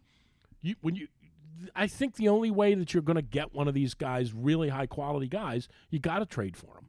I just don't see that the history of drafting them doesn't work out. And I, like, here's a guy that comes to my mind because he was a good receiver in college who's bounced around a little bit in the NFL. Like, Amari Cooper is a guy. if you could get Amari Cooper, you'd bend over backwards. But think about this. He's on his 3rd team? I understand 4th team? that. 4th team in 8 years? 9 years? 13. Yeah, Raiders, Cowboys, Browns. Okay. 13. 13. Yes. In how many years? Yeah, whatever, 7, 8 years, something like Yeah. that. Okay. I mean, Right, but the Cowboys gave up a first-round pick for him, and it was very much worth them giving up a first-round pick for him. Like, they got I understand. I'm saying, extraordinary like, production out of but him. when you, but the Raiders drafted him and said, Well, how'd it work out for the Raiders? Right. They needed a wide. They didn't like they, this. they is just got what it took them they- 4 years to correct. get another one. Like this Right. is the You problem. trade for these guys. If you have the opportunity to. I hear you. You just have to. But now it conflates with your DeAndre Hopkins argument about 33. Like, But I would say there seems to be Mm-hmm. a line that these guys get to. Right. Now with Hopkins, he's got 2 years left at $34 million. Mm-hmm. You might say we can get 2 more good years out of him, Mm-hmm. and then we're kind of done. Okay. Right? So what's that worth to you? Who's going to be the quarterback? These are all relevant questions. They're not. You know what? You've actually finally gotten there. You finally gotten. Well, there. who's These going to are be the all- quarterback? Right? If you're a receiver, you know what? But if you're a receiver, Right. Now, some of these guys can be traded without permission or without having to agree to it. But if you're a receiver, let's be honest. Mm-hmm. And this gets into the Greg Roman argument, who I think we all know won't be back. If you're a receiver, why would you want to come here? Honestly. Forget our purple bias, and we love Lamar. Like, if you're a receiver, Right. why would you come here? Well, if it's it really does go back to that. If Greg Because Roman, it isn't Greg if Roman. it's a Greg Roman offense, It's been this way forever. Let's be honest. but not as dramatic as this. Not this dramatic. I think I disagree with that. No, they've always prioritized running, but not to this extent. The Greg Roman thing. In 11, 12, and 13, we had some competent guys. Yes. Other than that, receivers have always been challenged. But there's a difference between, why they wouldn't want to do it versus why the Ravens weren't doing it. Those are two different questions. But if you're right? a wide receiver, yes, and you're a free agent wide receiver, dismissing our debate about, by the way, it's 2:30. I got to go get Lucy from school. It's unbelievable. Dismissing. What are we doing? I blame you, but I know I have to blame myself. But we're talking sports. Kinda. There's people like Proctor we who can just listen wait. to this stuff. We can just wait until the Lamar Jackson practice. Yeah, just go live throughout the day until we get that. But if you're a wide receiver, tell me why you'd come here. There's nothing here for you. Money is the answer, right? Okay, but that's the reality. You're gonna get. But it's the reality where the Ravens find themselves. You have to be willing to say. Who was the biggest free agent this offseason? Allen Robinson went to the Rams. No, Jack. No, Allen Robinson wasn't the biggest free agent this offseason. Sure he was. Of wide receiver. Sure he was. Did he get more money than Christian Kirk got? I think. I don't know. Kenny Galladay just went to the Giants. He didn't catch a touchdown pass for 2 years. Christian Kirk, I think, got the most money. Okay. But Allen Robinson, the Rams coveted him, and maybe the offshoot of that was that they wanted Cooper. That if Kupp is healthy, that frees Robinson up, right? If that's the argument. Oh, if they're going to key on Cooper Kupp, which we know they are, right? Robinson will catch 150. Well, but Cooper Kupp got hurt. There's a bunch of things that went wrong there. But if you're Allen Robinson, you had all kinds of reasons to want to go to L.A. Sure, of course. My gosh. 100%. Just won the division, got a competent quarterback, have an offensive-minded coach, have a wide receiver that's going to get all of the heat. Yep. Why would you come to Baltimore? As a free agent? Yeah. And if you say money, it's it. That's the only thing that. But that's why they would have to offer more money. Other teams that then they'd have to offer more than the other teams did. That's the reality. They gotta offer me $50 million more. Well, I mean, not $50 million. I'm not coming there. I understand what you're saying, and yes, the bigger argument of this is why you trade for wide receivers. Absolutely, and in hindsight, it's the infuriating part about the number of times that a receiver was available for a reasonable price, and they seemed to be unwilling to do it. All it cost you for Stephon Diggs was a first-round pick. That's insane. Right. What was that? Now, again, I'm going to interject this, that there's no guarantee that Stephon Diggs would come to Baltimore and do what he's done in Buffalo. Of course not. Of course there's no guarantee. Right. Obviously there's no guarantee. But someone's pure talent, I would take my chances on it, right? Anquan Bolden didn't do in Baltimore what he did in Arizona. Not close. But what he did in Baltimore, that version of it, won them a Super Bowl. I don't know. Sure. At that point, he was a top 10 receiver in the league. Correct. But he still wasn't. You look at his production, you'd say, well, he wasn't the guy he was in Arizona. In Arizona, he's putting up over 1,000 yards because they threw the ball a million times. Right. All they ever did was throw the ball in Arizona. Right. Came to Baltimore where they didn't throw the ball nearly as much. They didn't have a quarterback. He was okay. They came to Baltimore. They didn't throw the ball nearly as much. You used to love to fight about him. I the same way that I'd fight about anything at this point. You used to love to fight about It's Flacco. a fight about the idea that it's better to have a quarterback than not have a quarterback. The idea. Tell that to the 49ers. They've got a quarterback. They've got a quarterback. By accident. Fine. They've got it. That guy's a quarterback, that man. It's unreal. Unbelievable that guy's a quarterback. His accuracy. We got to go. Tubular. It's brought to you by whatever it's brought. I don't even know. How's the show end, dude? It ended an hour ago. And we still have to play segment number 1. I better be getting overtime for this. Yeah, count on it. Just let me know in a couple weeks if it hasn't showed up. You owe me for this. You can cash in on the Ravens-Bengals primetime wildcard game. Go to PressBoxOnline.com/offers. Sign up and bet $20 with Caesars Sportsbook and automatically get $100 in additional free bets. Just bet $20 and get another $100 to play with. Go to PressBoxOnline.com/offers now and start winning. I do have one thing real quick. Oh, God! I know. I should have mentioned this earlier. If I have 6 seats left to go to the Palestra on February the 4th. I don't know you're going to the Palestra. Yeah, I got a group going to the Palestra. I got 6 seats left. If you've never been to the Palestra, what's the game? I don't even know what the game Cornell and Penn. Okay. I'll be in Disney. Leave Calvert Hall at 2. Get up there, get a cheesesteak, watch the game, come home, back home by 9 o'clock. Where are you going? This matters to me. Where are you planning on going for? There's 12 places right around Penn. But there's one that matters. Okay, but you can go there. Okay. February 4th. If you want to go, email me 18inaro@gmail.com. I got 6 seats left on the bus. All right, very good. I got to go. Tonight, Towson's of Delaware, 7 o'clock in Flow Hoops. DrewsMorningDish.com. Jeez, what's wrong with you? You can say that for this game, though. Loyola's at Bucknell at 7 o'clock on ESPN+. Lafayette's at Navy at 7 as well. Big Ten Hoops tonight, Indiana, Penn State at 7. Rutgers, Northwestern at 9, both on Big Ten Network. The rest of the college basketball, find at GlennClarkRadio.com. NBC Sports Washington, Bulls, Wizards at 7. ESPN, Bucks, Hawks, 7:30. Suns, Nuggets at 10. NBC Sports Washington Plus, Caps, Flyers at 7. TNT for Predators, Maple Leafs, 7:30. Sharks, Kings at 10. TBS, AEW Dynamite at 8. Some non-sports highlights? Let's see. Star Wars Bad Batch, Episode 3 Sure. on Disney Plus. That's big. Yep. Willow season finale, also on Disney Plus. All right. Special Forces is on Fox, those celebrities doing the world's toughest test thing. Other than that, not a whole lot. Pedro Pascal's on Fallon. Bryan Cranston's on Kimmel. Alexandra Daddario and Paul Dano are on James Corden, and then Janelle Monáe is on Colbert. I do love Janelle Monáe. Very good. All right. Thanks today to Drew Forrester, I guess. Thanks also to Qadry Ismail and to Paul Johnson. We'll get it all up in the greatest hits section of the Oh, my God. It's so good. tab at GlennClarkRadio.com. Tomorrow on the program, our friend Melissa Kim from WBAL is going to sit in with us tomorrow. Looking forward to that. Mike Golick's going to join us tomorrow. He's doing Westwood 1 for the game, and we'll make picks. Stuff and things. Thanks to everybody at PressBox, all of our great sponsors and partners, including the Baltimore County Police Department, Problem Gambling, Glory Days Grill, Royal Farms, the Costa Inn, Maryland Jockey Club, Great 8's Memorabilia, the FanDuel Sportsbook at Live Casino and Hotel Maryland, Maryland Vascular Specialist, the all-new Ginsu Kamado Grill, UMBC Athletics, your local Toyota dealer, buyatoyota.com. Thanks to Griffin at Griffin_Bass. Can we do a wellness check on Carson? Make sure he's... Oh, yeah, I'll check. I don't know. I mean, like, if he's just coming in tomorrow, it's fine. I don't know. Thanks to Rami for stopping by as well this morning as well. Follow us Twitter, Instagram, and TikTok at Glenn Clark Radio. Have a great Wednesday evening. Go Towson, go Loyola, go Navy. Duke sucks. We wrap up today's show with segment number 1 of the Tyus Bowser Show from last night at Guilford Hall Brewery.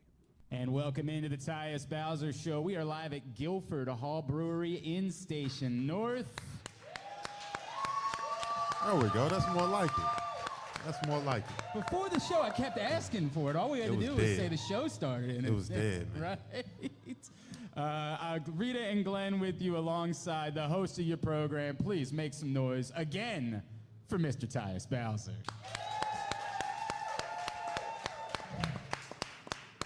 It's good to see you, buddy. It's been a little while. It's been a little while. Good to be back together. Yeah. Thank you for coming out. The Tyus Bowser Show, of course, is brought to you by our great partners like Maryland Vascular Specialists and the Ginsu Kamado Grill. Reserve your Ginsu Kamado Grill, the perfect ceramic tailgate or home grill for searing, grilling, baking, and smoking all kinds of food. Get $100 off on your pre-order by using the promo code TAILGATE. Tyus, before we get to your guest, do we have to, do something? Do we have to personally, Rita and I, drive out to Cincinnati and take care of Jackson Carmen? What do we need to do about that?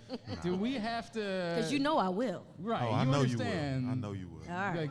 We're your guys. We got this. Yeah. Nah, man. Nah. I knew what he was on, and I just let him have it. You know what I'm saying? What was he on? What exactly? Tell me what he was on. I mean, when you don't get too many snaps, you got to make the most of them. So, for me, I knew what he was doing because I want to say a few plays before he shoved me in the back after the play. So I was like, okay, I know what he on. And then I seen Joe Burrow throw the ball away, and I'm like, okay, we good. But he kept going. I'm like, in that whole moment, I'm like, I know what he's on. So I'm like, I'm going to just chunk him down on the floor, and then we'll just kind of go from there. But well, clearly your teammates had your back. And yeah, they had I was my all back. the way in Baltimore, but I had your back too. Yeah. So I just want you to know I'm sure you that. was all over the screen. You know I was. You have no idea. Yelling. You have no clue. She's Ready to ready. go. She is ready to fight. To fight that man. Yeah, and by the man. way, she'd take him. I'm sure she can. But she'd nah. take him. He was. I don't know what he was on, but it is what it is. We'll see him again. We don't have to worry too much about. Nah. All right. we good. Because we're. I just want you to know we're ready. Oh, I already know. We're all ready, right? You got we're my back. really. Yeah, that's what I'm talking about. All right, you brought another great guest out tonight. Let's introduce the man to your left. Shoot, out of Notre Dame, man. This guy is our first round pick. A guy who's really showing himself and is definitely going to flourish in this league for this team, man. And excited to have him here, man. That's Kyle Hamilton. I appreciate that. Kyle, thank you so much for coming out, man. It's great to see you. Dude, I know that, adjusting to the NFL, it can sometimes take a little bit. I think it took you all of, 2 weeks? And then all of a sudden, you were just a freaking superstar in this league, man? How did it happen so quickly for you that you were just so comfortable in your own skin and playing against this level of competition?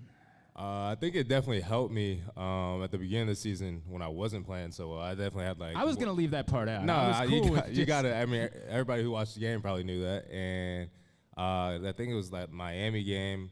That was probably like one of the worst games I've played. Just had mental lapse and stuff like that. And that's when it definitely clicked in my head, like, this isn't college, this isn't high school anymore. You got to do more, ask more questions, just be more in tune on the game plan, everything. And then my outlook from then on kind of changed a little bit. And week by week, still wasn't perfect, still not perfect now, but I'm just stacking games. We always hear about the how the speed of the game changes when you get to the pros. Right. Was that something that took a minute for you to adjust to, and then if you got the ball rolling, or do you just think it was more of some mental errors? I think it was a little bit of both. I mean, the NFL playbook, especially Ravens' defensive playbook, is a lot deeper than a lot of other playbooks out there. And physically, speed of the game, like I said, Miami's got two of the fastest dudes in the league. So, I mean, it's definitely hard to adjust when your second game, Tyreek Hill's sprinting at you straight forward ahead. So, I mean, it was a learning experience, but I feel like I've moved on. I've grown since the beginning. So Tyus is not the petty type. Are you the type that, like, you know, went back, remembered things that people had said about you during those first couple weeks of the season and felt the need to maybe remind them a little bit? Like, are you the type? I mean, I see some of the stuff, but I try not to be on Twitter and stuff like that, and try not to respond, because at the end of the day, that's what critics want out of you, just you to respond and acknowledge them. So I don't give them the satisfaction of doing that, and just kind of try to do my own thing. You're definitely, Tyus, like, we know you as being the uber professional. Was there ever a time in your life where you were a little bit pettier, Tyus? Like, was there ever a time in your life where you might have been that guy that was aware of what people were saying about you and willing to go after him a little bit? A little bit. I mean, we're all human. You know, when you always hear people talking, you know, that's always in the back of your mind. And I feel like that's just been me ever since I got here. You know, people doubt me, oh, he's not a starter, oh, he's a 6th round, 7th round pick, free agent guy. He ain't gonna last in this league. You know, you hear that type of stuff, but all of that just motivates me. And you just find ways to kind of motivate yourself. And, you know, I find those little things along with, like, people who support me, like everyone that's here today, my family, that, you know, wants to see me thrive and wants to see me do well. And that's what helped me go out each and every Sunday to go out there and play my best. It's been all right. It's been all right. It is the Tyus Bowser Show, Press Box and 105.7 The Fan from Guilford Hall Brewery here in Station North, which is not only a brewery but also a full-service restaurant and event venue. Guilford is excited to announce that their new whiskey bar with handcrafted cocktails and Spanish tapas will be opening soon. Wow, I'm excited for that. Their Crown Hall space, where we are currently located, right on the top, it can accommodate weddings, mitzvahs, company gatherings, so much more. Guilford launched their monthly Stein Club with their first beer pairing dinner last week. Benefits of the club include an engraved Stein happy hour all the time, 15% off merch, 25% off kegs, and more. Find out more at guilfordhall.com. Rita is literally going to sign up for all of that immediately, because if you don't know, Rita is a regular at Guilford Hall. Just the whiskey. Just the whiskey. That's the part. Kyle was telling us before we started the show, you told us, you know, when you got your first drink, was it at a bar? Nah, I turned 21 this year, March 16th, and I went to a gas station. You went to a gas station? I went to a gas station and bought like a beer. My first alcoholic purchase as a 21-year-old. Wait a second. What gas station just sells like single beer? Shoot, it was in Georgia somewhere. I just bought I don't even know what it was. Probably like a little 12-ounce Bud Light, but it felt good to buy a Please beer. tell me, were you with friends at least? Like, yeah, I was with friends. I was with friends. They wanted to go with me for my first alcoholic purchase. But they didn't want to take you to like a nice establishment. I'm low maintenance, so I just needed to get it, just whatever they had.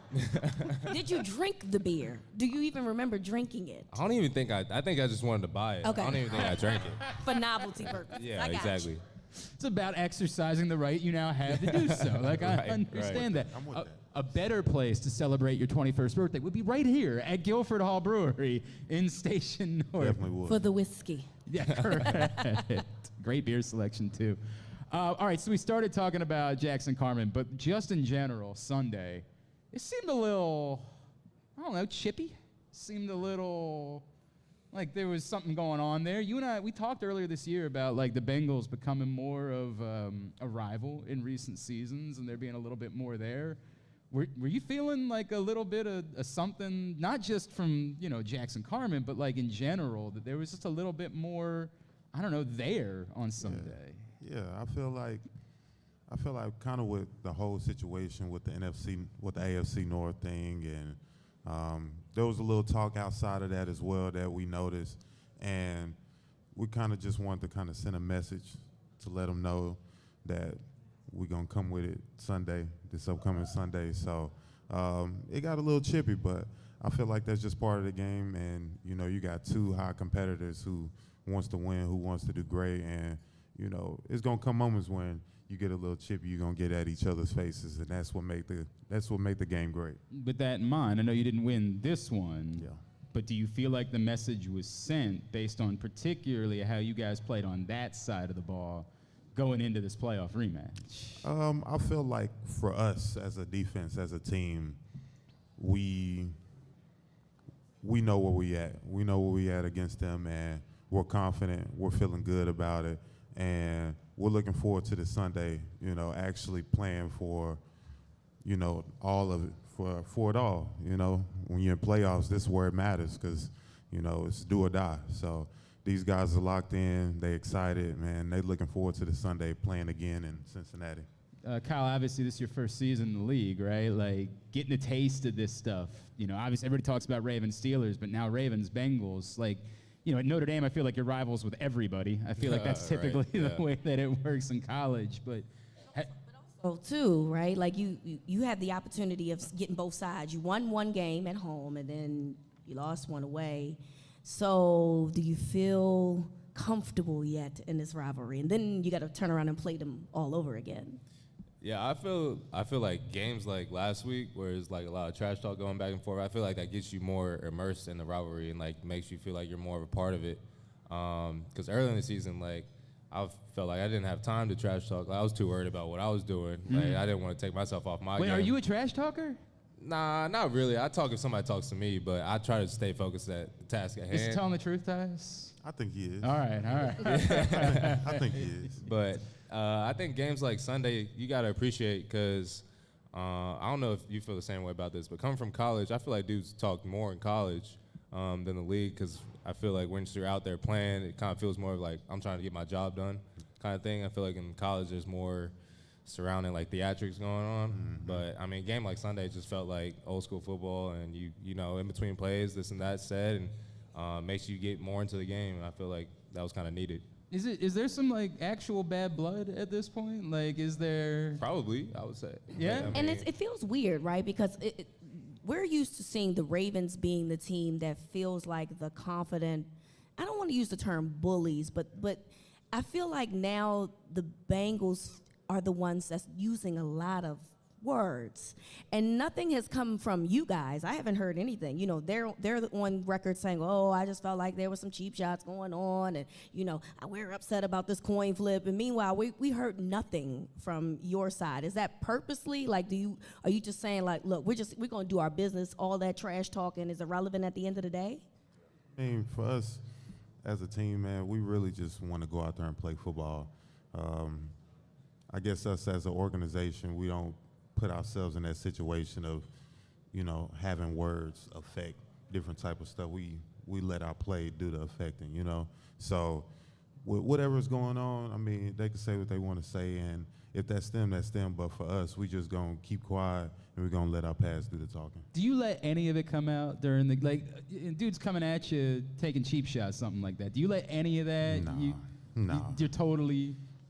Because I mean, I feel like I'm in year 6. I didn't seen it all at this point, and I know when somebody is doing something, I'm like, okay, I see what he's on. Like I said with the guy this past week, he shoved me in my back, and I'm like, nobody else ain't did that. Everybody playing football, you might work a little bit after the whistle, but after that, like, we're going in our huddle and it's the next snap. But you got a guy who comes in, you finish the play, you're literally away from the play, and you just running back in the huddle and he's shoving you in your back. It's like, okay, I see what he's on, you know, and then now you pretty much got like a red dot on this guy, so now you know, to come with it next time you see them. Is there ever like a condescending laugh that you give in that moment? Like, no, okay. it's more, well, a little bit. A little bit. It's normally in my mind, you know, or I'll just be like, okay, I'll see how it is, or, oh, that's what you on. So then now I got to match that energy. I appreciate that. I also like how that you kind of admitted it's a little bit more fun, right? Yeah, it like, is. It is. It's definitely fun, man. I mean, this game is it's just cool to be around because you got all different types of personalities, different types of players, and they play all differently. So it's cool to be a part of that. And like I said, it's a kid's game, man. You want to come out here and compete against each other and try to be the best, and that's what makes it fun. Kyle, there's a lot of dudes that entered this league this year that are sitting at home watching football this week. What does it mean to you to be in a place to start your career where you get to play in the playoffs already? Yeah, I mean, it's a privilege, honestly, because, I mean, we see how easy it is to be in the playoff picture and then right out at the same time. I think, like, the Dolphins were pretty much guaranteed to go to playoffs a few weeks ago, and they just snuck in with the win. So you never take anything for granted. One thing I've learned about this league is every single game is going to be a good game. I don't think we haven't blown anybody out, nor had a blowout this year, have been blown out this year. So you're going to be playing until the clock in the fourth quarter hits zeros, and I think it just goes to show the talent in the league and how blessed we are and lucky we are to be in a position to go win a Super Bowl. It's awesome. I low-key want to shout out the Dolphins for not allowing the Steelers to go to the playoffs. Yeah, shout out to them, man. It's always a good day when your division rival doesn't make it to the dance. Exactly. I think we can all get behind that for sure. All right, one more on Cincinnati, and then we move forward, right? The weirdness of playing a team in back-to-back weeks. Yes. Like, how much you guys think about that going in? We know not everybody was playing on Sunday. We know there was stuff going on there. But, like, is it a little odd to be doing that, turn around playing the same team? Are there things that you don't want to do in the first game because you think you might be playing them in the second game? Yeah, a little bit. I mean, it's all schematic, man. Especially like this week where we know we're going to play them again. It's like, why are we throwing everything out for them to see when we're going to see them again when this game really doesn't matter? Yeah, the next one really matters. Exactly. So, I mean, I don't know, man. But for us, we just go out there and play football, and, you know, whoever we play next is who we play next, and we got to be prepared regardless. If we play, you know, them again, we play them again, and then we play them the next week. We got to be ready. I hope that. I don't know how that scenario I don't know how that would work, too, but I have no idea. It's been crazy. This NFL schedule is different. Hey, I saw you playing catcher for the game with our guy Trippy, who's out here tonight. Yeah. I saw Trippy made it. I think a couple times this year you've managed to find Trippy in the crowd to throw the football a little bit. He's loyal. I appreciate that, man. I see him in all different types of places.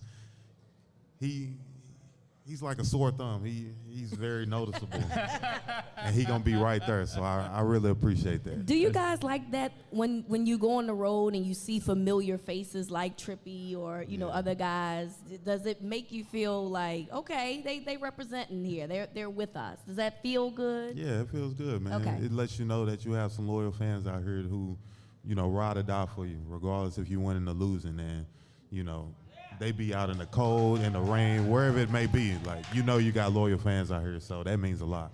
Love that, man. I love that. All right, make some noise one more time. Tyus Bowser, Kyle Hamilton are out here with us. Hey, you can cash in on the Ravens-Bengals primetime wildcard game. Go to PressBoxOnline.com/offers. Sign up and bet $20 with Caesars Sportsbook and automatically get $100 in additional free bets. Just bet $20 and get another $100 to play with. Go to PressBoxOnline.com/offers now to start winning. A couple things that we've seen since the last time that we talked to you. You were showing off your soccer skills. You had some cool cleats. We got stuff we got to deal with you when we come back in. We are live at Guilford Hall Brewery in Station North. Pressbox on 105.7 The Fan. It's the Tyus Bowser Show.